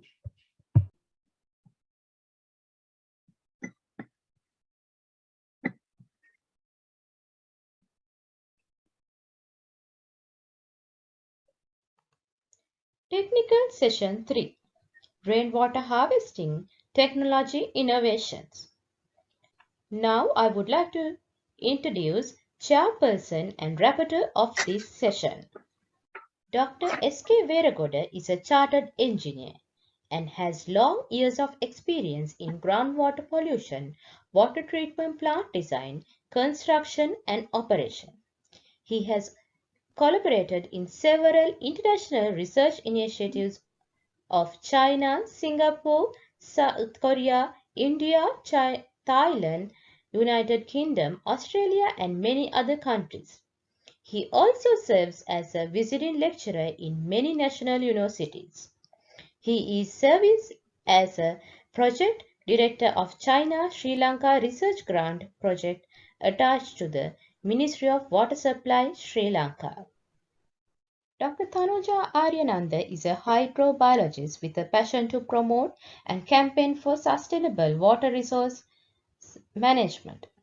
She has also served as a member of the Ministerial Committee for Developing Policy and Strategy for Rainwater Harvesting in Sri Lanka. Dr. Aryananda has authored several publications and research papers at national and international forums. Currently, she is the Chief Executive Officer of Lanka Rainwater Harvesting Forum. Now, I would like to invite Dr. S.K. Veragoda and Dr. Tanuja Aryananda to take over this session. Yes, thank you very much. And thank you, organizers, for inviting me to chair this session, which is going to be very interesting, very innovative, because we are going to touch almost like the area of rainwater harvesting technology innovations. So we know, and as we discuss all the way throughout the day, we are very interactive sessions, and we find that, I mean, rainwater is going to be the best solution to go with adaptation for climate change. So in order to make climate resilient systems, in order to make climate resilient societies, so in order to make climate resilient countries, so this is going to be the very best solution, which is recognized by the whole world. So in this session, we are very happy. We got three very interesting presentations coming from our region, South Asian region. And the first presenter is Dr. Muhammad Saqib Nawaz. Dr. Muhammad Saqib Nawaz. So he's coming from with the background of environmental engineering, and he has decade of experience in rainwater harvesting, and he has involved in many activities, including designs and execution of water supply. Then we are moving to the second presenter. She's Professor Mrs. Chandra Silva, having again back couple of decades of experiences in this region. And then we are moving to the third presenter, Mr. Ruwan Dimutu. He got his bachelor and masters in water-related exercises. So since we are running out of time, and I want to get the privilege of having these presenters with us today and getting their maximum delivery. So I would like to invite the first presenter, Mr. Saqib Nawaz. So it's over to you, Mr. Saqib Nawaz. So he'll be talking about rainwater harvesting through engineered soakage pits for groundwater recharge and improved water supply in a mega project of Lahore, Pakistan, a case study. It's over to you, Mr. Saqib. So please go ahead with your presentation. Hello, assalamu alaikum, and good afternoon from the holy lands of Makkah. So my name is Dr. Muhammad Saqib Nawaz, and I'm currently working at King Abdullah University of Science and Technology, Saudi Arabia. And formerly, I was associated with the government of Punjab, Pakistan. So I will start my presentation with a view that rainwater is one of the biggest blessing of God. He is pumping it from the depth of the seas to the top of the mighty mountains. If there was no rainwater, you will not see any glaciers, any rivers, any canals, any lakes. So rainwater is a blessing. We should not consider it as a curse, but we humans have made it a curse. How? These are the recent photographs. This conference is taking place at a very right time when we see the monsoon is hitting Pakistan and especially Lahore very badly. So these all photographs are from the Lahore, from the recent newspapers of Lahore, which is the second largest populated city of Pakistan with over 11 million population, which standalone is more than the population of several countries in the world. So water supply of Lahore is basically based on the groundwater, and the water table is going down about 1 meter every year as per the WASA, Water and Sanitation Agency. So government of Punjab is considering this environmentally friendly measures, and Lahore receives a huge rainfall and about 24.8 inches every year for 49 days every year. So rainwater harvesting can resolve groundwater table problem as well as flash floods, as we are seeing in these photographs. So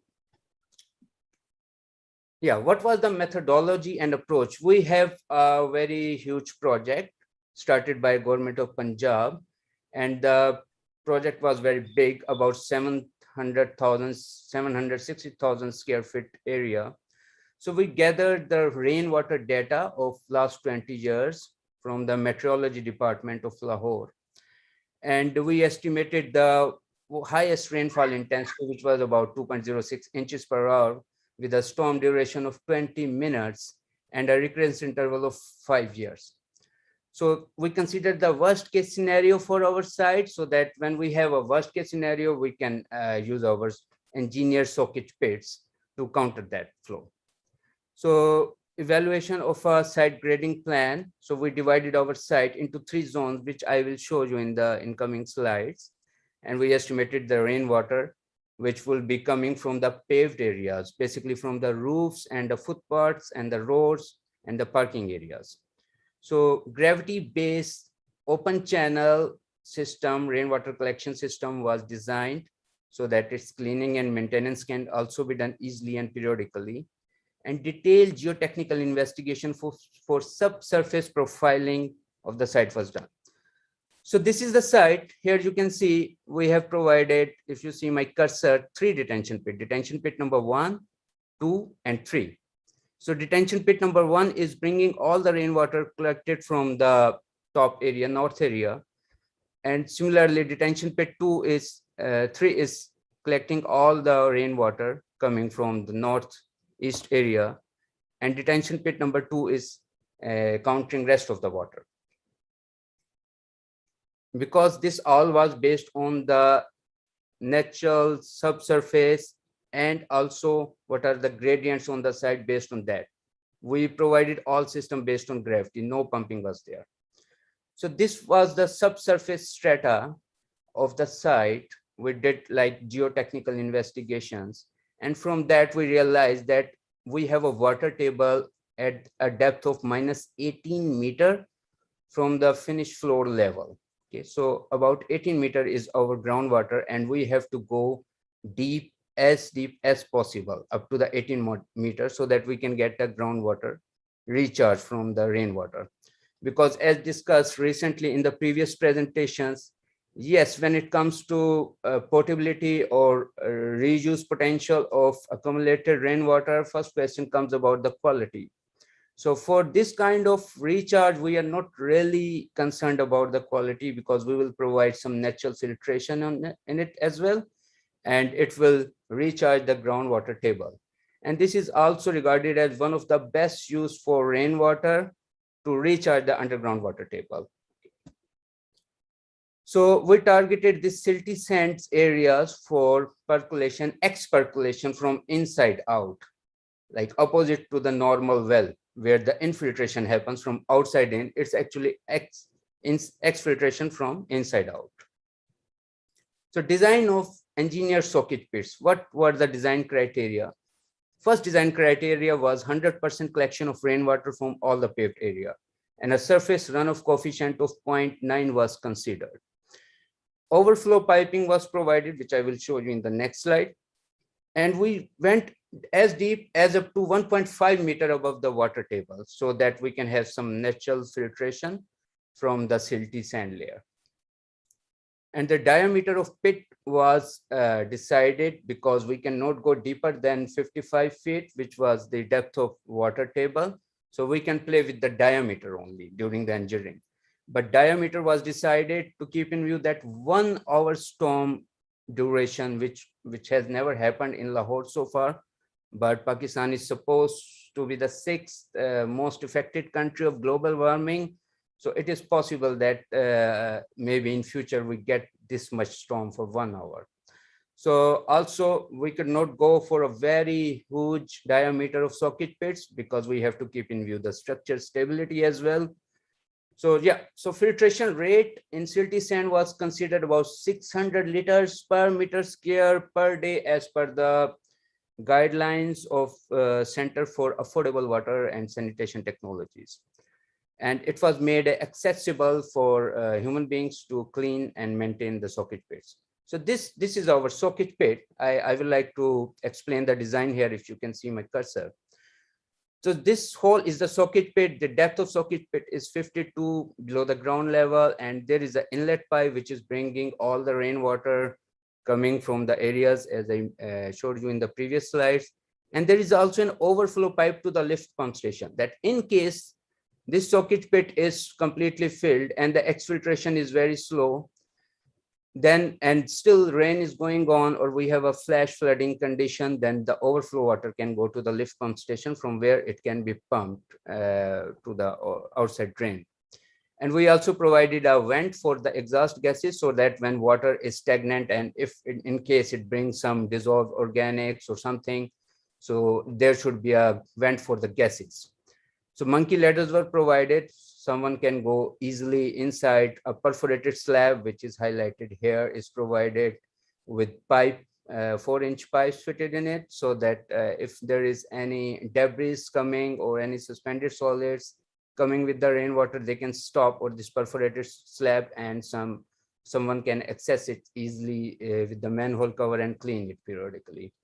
8 feet of gravel and was provided at the bottom, so that first it will support the filtration. Second, it will not allow a silt layer to build on the natural silt layer. And also it will give us support for the walls of the soakage pit. And interestingly, this soakage pit was built by sinking type construction. I mean, we were constructing 5-10 feet and it was going down on its own weight. Then we were further constructing 5-10 feet. It was going further down like this. So it was not, we cannot dig a hole of 55 feet depth and fit a brick and mortar soakage pit there. So you can see perforated slabs or perforated gaps were left so that the water can seep out in the sandy layer and it can go out, and ultimately it will travel out and reach the underneath aquifer and recharge it. So area served, which was the paved area served by all the 3 soakage pits, was more than 125,000, 130,000 square feet. And design flow of each soakage pit was like 2.10 cusic, 1.45 cusic, and 1.95 cusic, depending upon how much area it is serving. Volume of pit was is provided here, and time for emptying the pit once it is filled. Let's we consider that 1 hour storm has happened and our pit is full now. It is about to overflow. So it will take about 4.4 to 4.8 days for the pit to empty by exfiltration. So that's a very good design. I will explain why. So conclusions and recommendation, we have a site daily water demand of about 7,760 feet cube per day, which is about 1.9 million feet cube per year. This site operates about 250 working days per year, and there is no one living at the site. They just come and work here, and it's a big office and they go back. So combined capacity of all the 3 pits is about 34,000 feet cube. And frequency of pit to completely fill and empty for 100% aquifer recharge is 57 times. So if our pits are filled due to rainwater and emptied 57 times, we can get 100% aquifer recharge, because this site is taking underground water, pumping underground water for its water requirement. So if we get like 57 times our pits are filled, all 3 pits are filled and emptied, we can get 100% recharge. But we see, as I mentioned earlier, Lahore only has a rainy season for 49 days in a year. So keeping in view that 49 days, if we have a 20 minutes storm condition, then about 28% recharge of aquifer can happen. If we have the same storm condition for 60 minutes instead of 20, so we can simply multiply 28 by 3, and it would be 84% recharge. But that's very unlikely. For timing, we can safely say 28% recharge. And under normal rainwater condition, we can do 14% recharge with the average rainfall. So final slide is concluding and recommendation. Partial recharge of aquifer is the first advantage. We don't need any treatment for that. It is the same water. No stagnancy of rainwater. We faced dengue in 2015 and 16, and several thousand people lost their life, particularly in the very city of Lahore. So it's the second advantage, that hopefully there would not be any stagnancy, and it has the ability to handle extreme rains like the monsoon hit nowadays, as I showed you in the first slides. And I believe that it should be made a common practice for the urban areas and new urban developments. So I'm very thankful to the SARNET conference organizers for giving me opportunity to present my on-ground work. This is the pit, and this was the photo where I was in the almost same suit, standing on the site with my colleagues, and this pit was at that time under construction. Thank you very much. Thank you, Dr. Sakib. So that's very interesting, very excited experiences. And as you said, so you are sixth most affected country from climate change in the world, and Sri Lanka was ranked as the second most affected country in the world. So that's your lesson learned is something very interesting, very promising, and I got a lot of things as take home from this particular presentation. Well done, Sakib. So thank you so much. Yeah, let's move to the second presenter. So she's Professor Shanti De Silva, well-known lady in this area, and she's having decades of experiences. She's currently working in Open University Sri Lanka, and she's a Commonwealth fellowship. She's having twice Commonwealth Fellowship, and she was awarded by the Presidential Award in a couple of cases. So it's over to you, Professor. So please share your experiences. Professor, please unmute yourself first.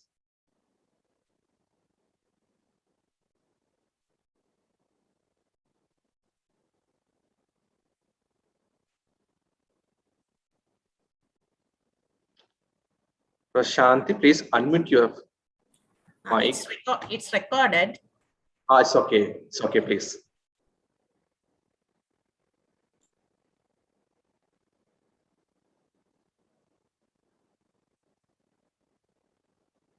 We can't hear yourself.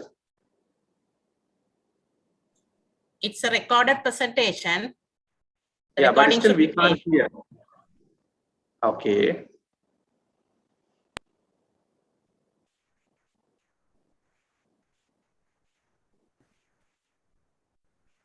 Good evening, ladies and gentlemen.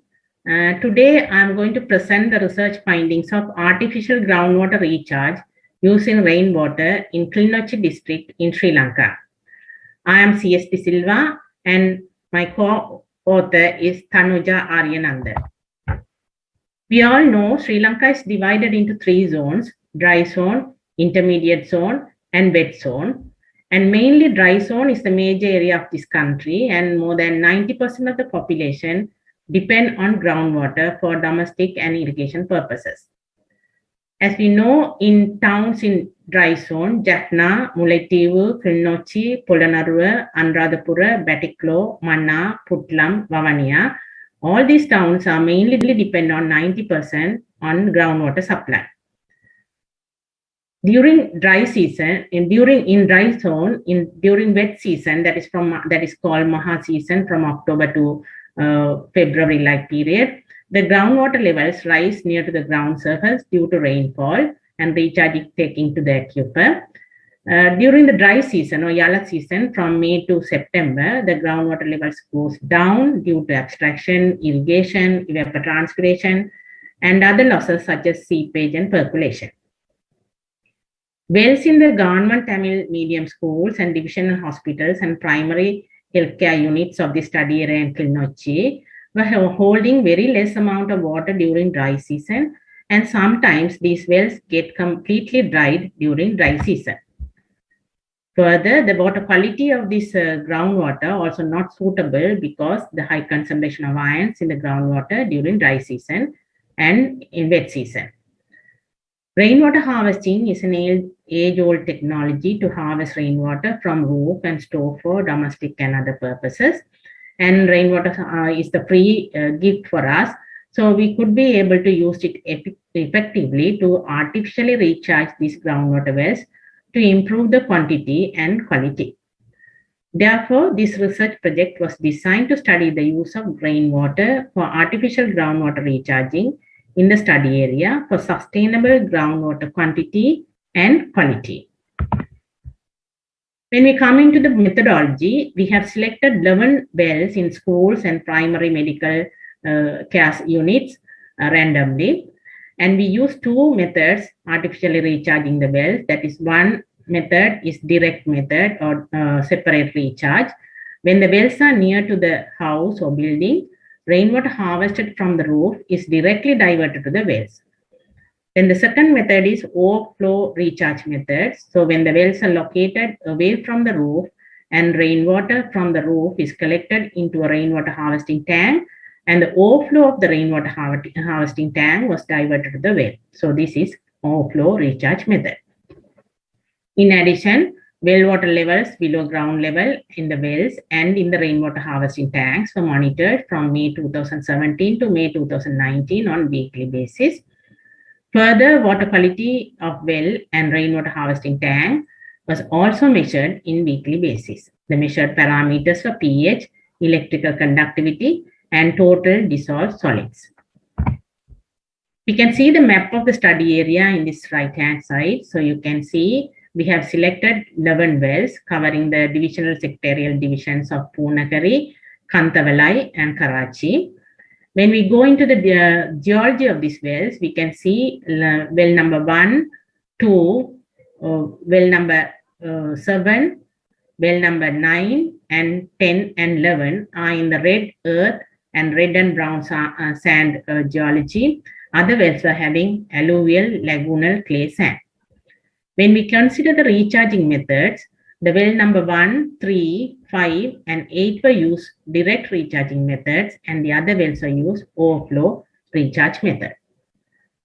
Now we come into the key findings of artificial groundwater recharge. Here I have showed you a figure of Madivil Nadu GTMS well. So here you can see two sections. The right side is no artificial recharging, and the other side artificial recharging by direct method.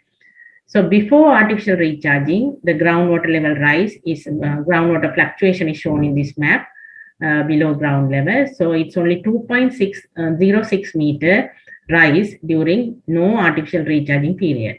Whereas during artificial recharging period due to direct method, the groundwater level rise was 3.27 meters. So we can see the rise is more than 1 meter due to artificial recharging due to direct method. Now I'll show you another graph for overflow method. Here you can see the groundwater levels before artificial recharging method rise is only 2.2 meter, but during artificial recharge using overflow method is 2.76 meter. So it's only half a meter rise due to artificial recharging using overflow method.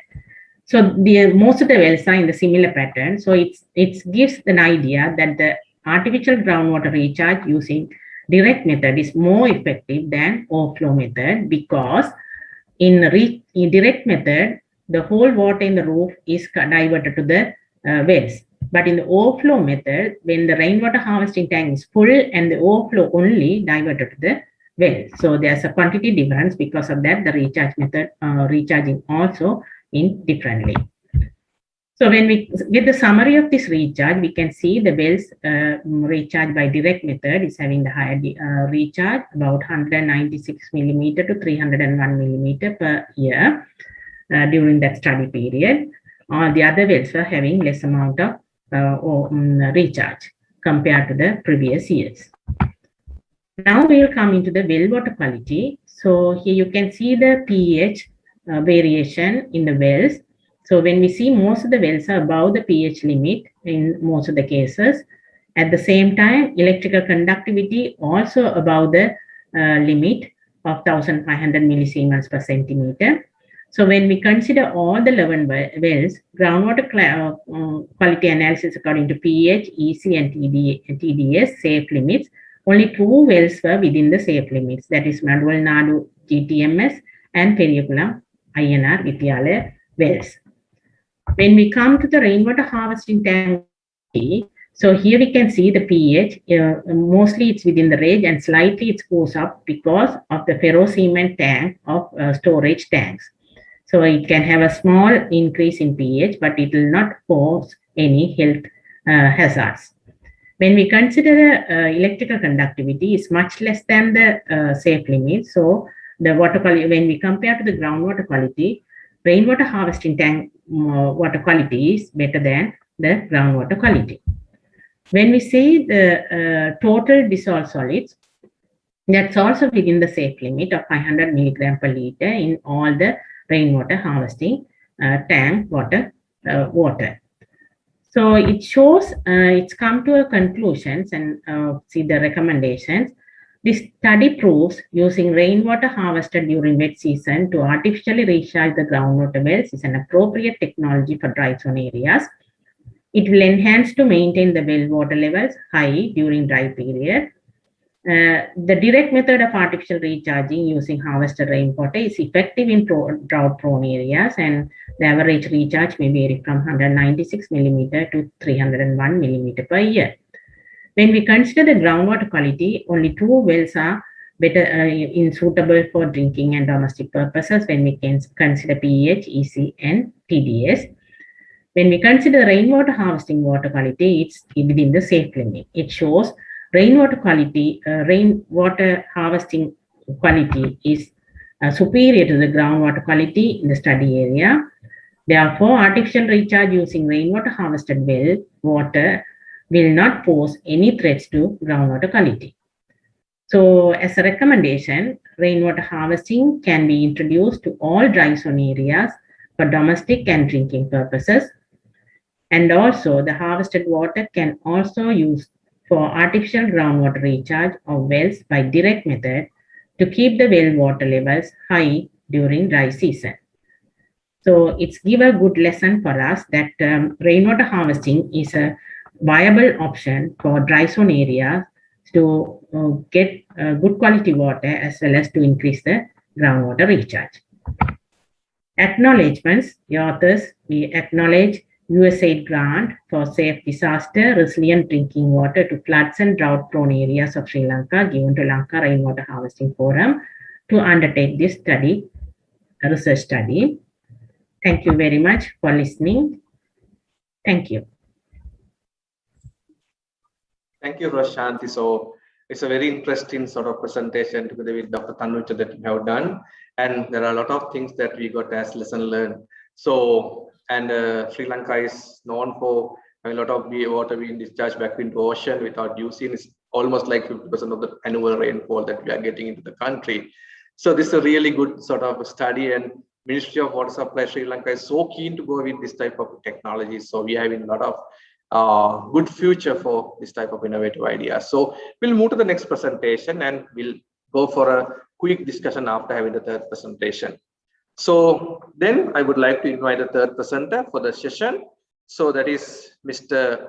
Runage Ruwan Dimuthu Ranjanan. So he is a scientist attached to NBRO, and he got his master's from University of Colombo, and he is specialized in chemical application and use of this low-cost sensor development and all. So that's really interesting, use of this IoT into this in water environment, and he's going to discuss about, again, very interesting topic on development of self-accessible Excel-based roof rainwater harvesting potential calculator for all districts in Sri Lanka. Though it's for Sri Lanka, but we can use it worldwide, especially in our region. So it's over to you, Runage. Good evening and welcome to my presentation. As you can see on the screen, the topic of my presentation is development of self-accessible Excel-based roof rainwater harvesting potential calculator for all districts in Sri Lanka. Let's move on to the introduction. As we all know, Sri Lanka is a tropical country having diverse rainfall from 1000 to 6000 millimeter across the demarcated areas. You can see it in this map published by the Met Department of Sri Lanka. Also, we have different kind of water sources used to cater inland water requirement, and I have listed here few sources, but as per the drought situation report published by National Disaster Relief Service Center in year 2020, over 1.1 million persons were suffered from droughts. That means still we have a shortage of reliable water sources to fulfill 100% inland water requirements. Then what is the best solution we have? The prominent solution is rainwater harvesting. From year 2018 to 2021, NBRO has conducted several research projects related to the rainwater harvesting. During that project, we have done more than 500 community surveys about water usages and their consent about rainwater harvesting.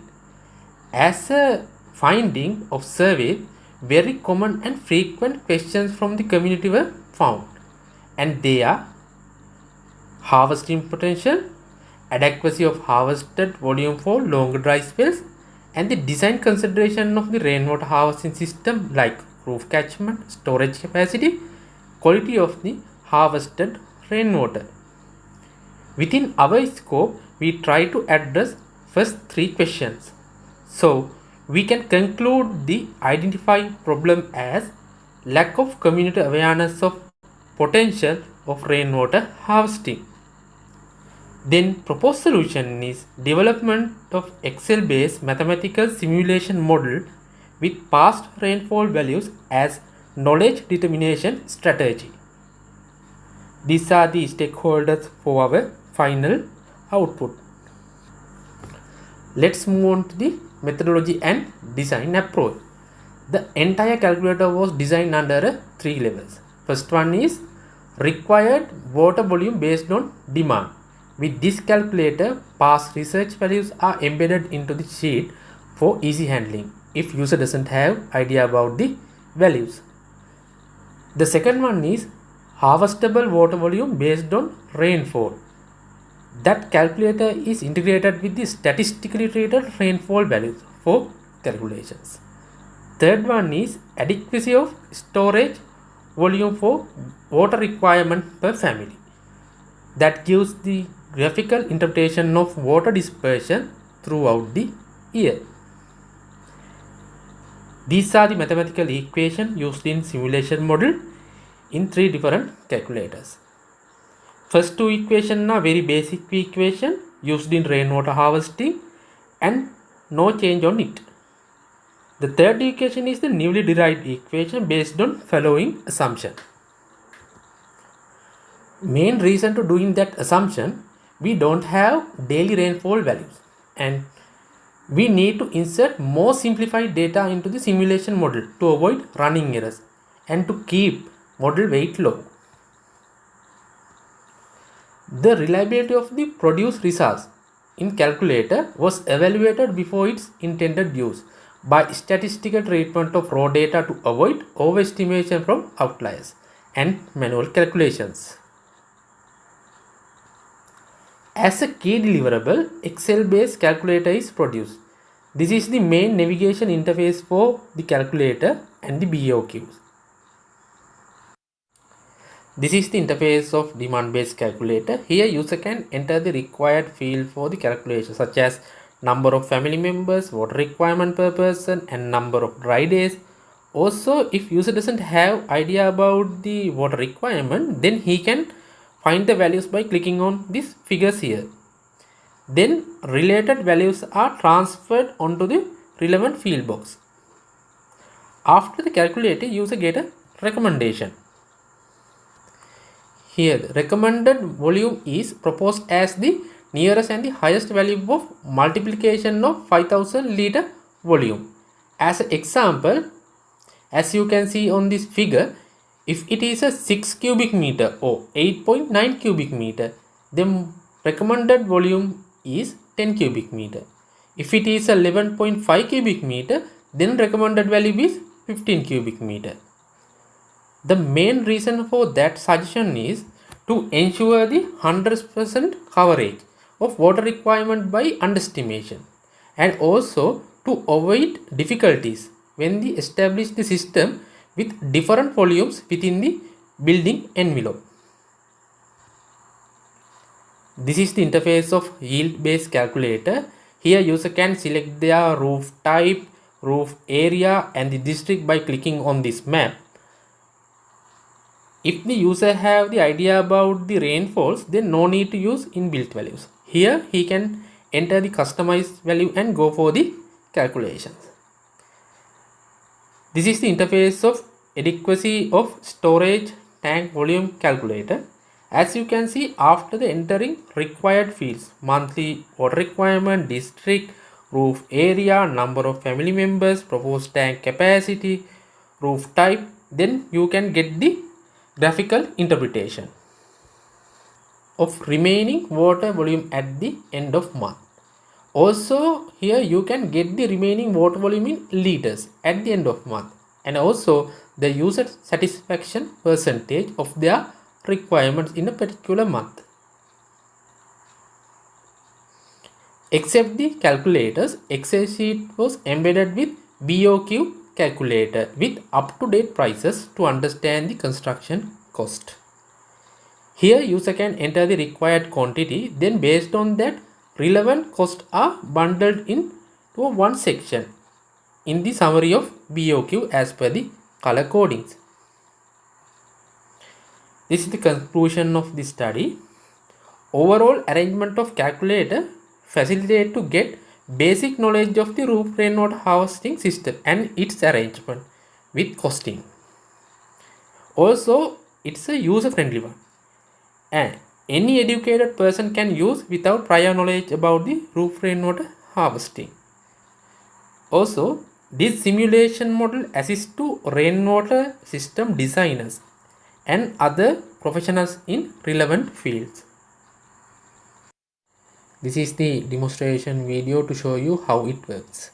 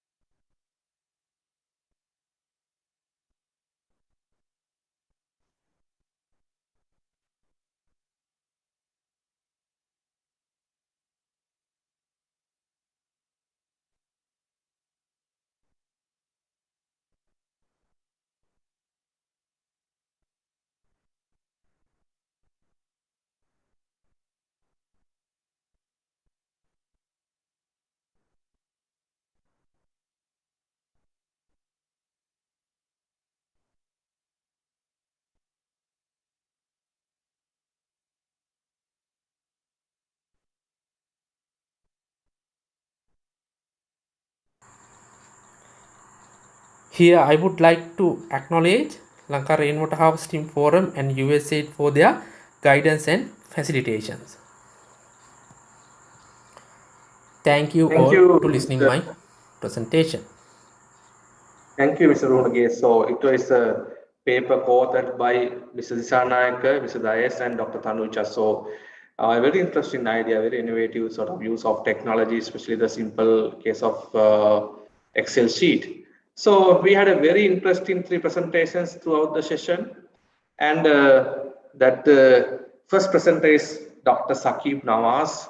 So he's from Lahore, well-known city to world, and he was sharing his experiences done in Lahore on using soakage pits in recharging groundwater. Then he was presenting very interesting results to us with his experiences. Then almost similar experiences shared by Professor Shanti De Silva from Sri Lanka, and she also using the same concept of artificial groundwater recharging, and she was talking a little bit more towards the water quality in addition to the water quantity. So that is what we are talking about, the water safety and water security. So moving to the last presentation, that was interesting again, but we had a development of self-accessible Excel-based roof rainwater harvesting potential calculator. That's for all Sri Lanka, but maybe like for the region. So these are the three presentations we had, and since we are running out of time, I would like to move to a couple of questions, quick questions, and I hope that our presenters got themselves exposed to these questions. The first question from the session is to Dr. Nawaz. So appreciating your work from Pakistan. So the first question I would raise to you, what is the shelf life of the soakage pit and how feasible would this option be for other cities of Pakistan, maybe for the region? Okay. Dr. Nawaz? Thank you for a very good question. We have soakage pits on a project which was constructed back in 2011, and this project which I presented you is constructed in 2019. So these 2011 soakage pits are working very fine so far. So I can easily say from last 10 years they are working as good as they were in the first year. So rest for the future, I don't know that how long they will keep on going, but hopefully I think because it's a civil structure, we know it's like well, as I mentioned that we constructed it like wells. So wells, you can find wells in the world like hundreds of years old. So hopefully the soakage pits can work for you if properly designed. If they don't get a structural collapse, then they can be useful for like hundreds of years.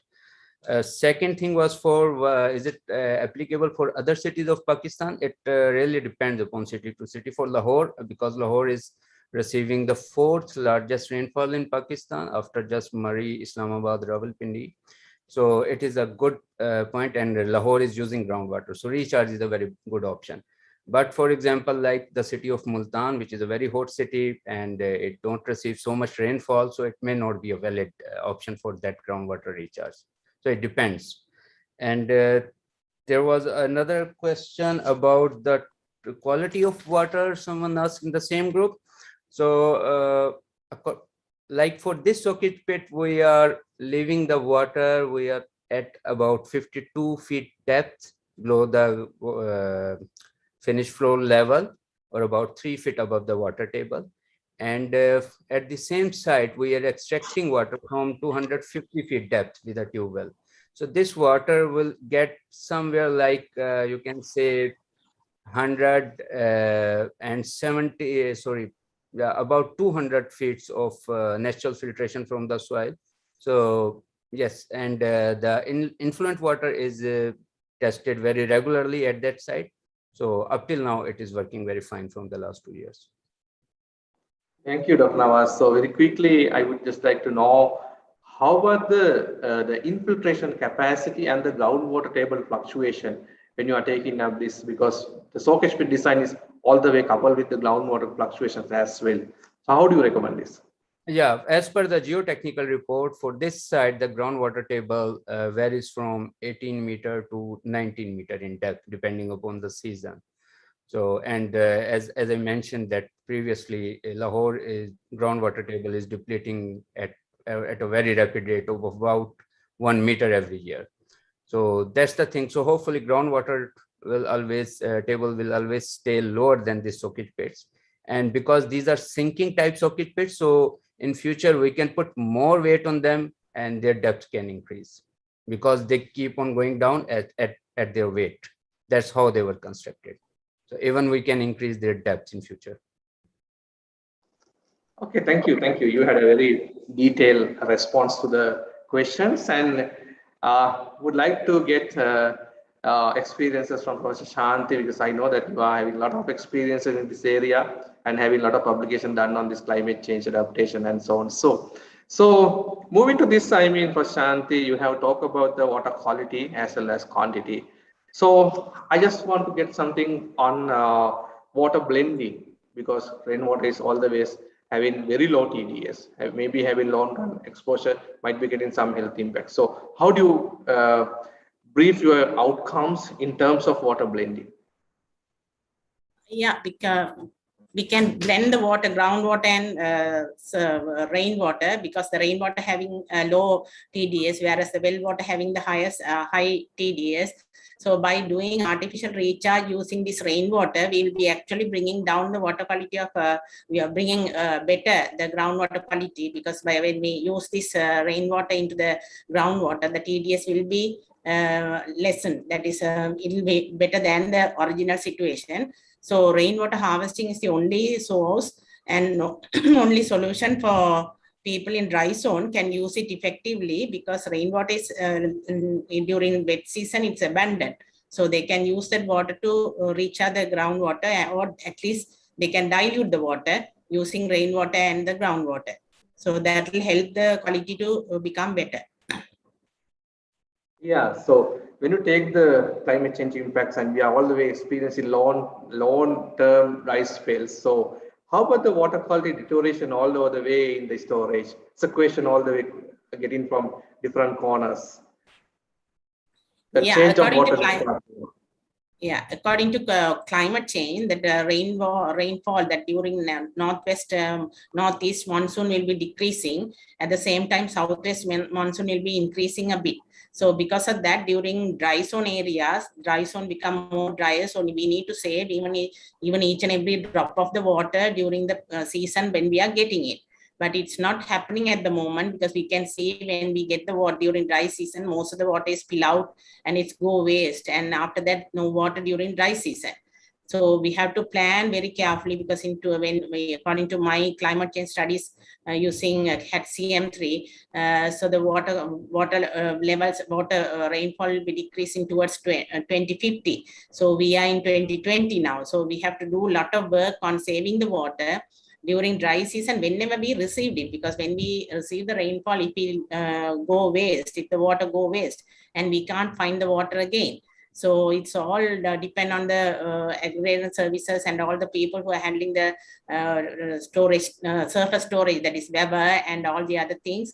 They should be able to deepen the weather every season and store more water. At the same time, we had to introduce rainwater harvesting tank for each and every family in the dry zone to use it for drinking purpose, because of the CKDU problem and other health hazards. So it's very important. We have to strongly introduce the rainwater harvesting tanks for all the people in the rural areas, rural dry zone areas, definitely, because the rich people can buy the water, but the rural people can't buy the water.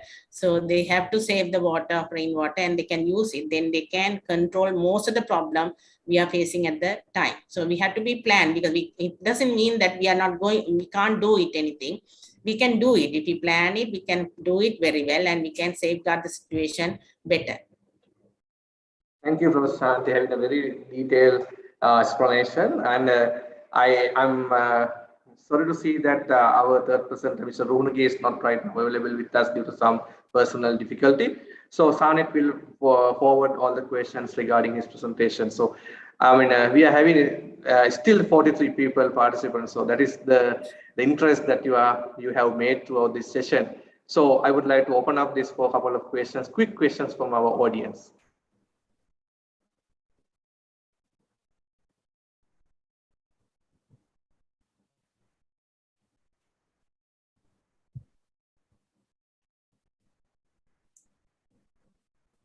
So it seems, since we are running out of time, so I would be very much thankful to three presenters, and you made a very interesting sort of evening for us today.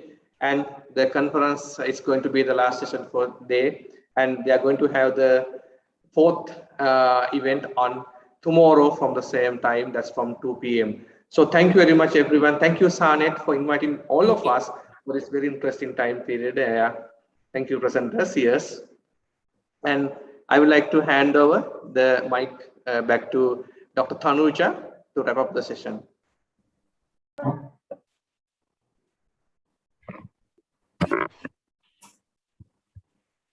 Thank you, Dr. Veragude, and thank you, everybody, for those presentations. And thank you again, everybody, for the active participation throughout the day today. As Dr. Veragude said, 42 people are still remaining with us. So then we look forward to a more similar interaction tomorrow, with the full day ahead of us for tomorrow. We start again at 2 o'clock and going on till about 5. So till then, tomorrow, have a good evening, everybody. Thank you again for participation. Thank you. Thank you, Dr. Tanuja. Thank you so much. Thank you, everybody. Thank you very much. See you tomorrow. See you tomorrow. Okay. Thank you. Thank you, Professor Sivaram. Yeah, thank you so much. Thank you. See you tomorrow. Yeah.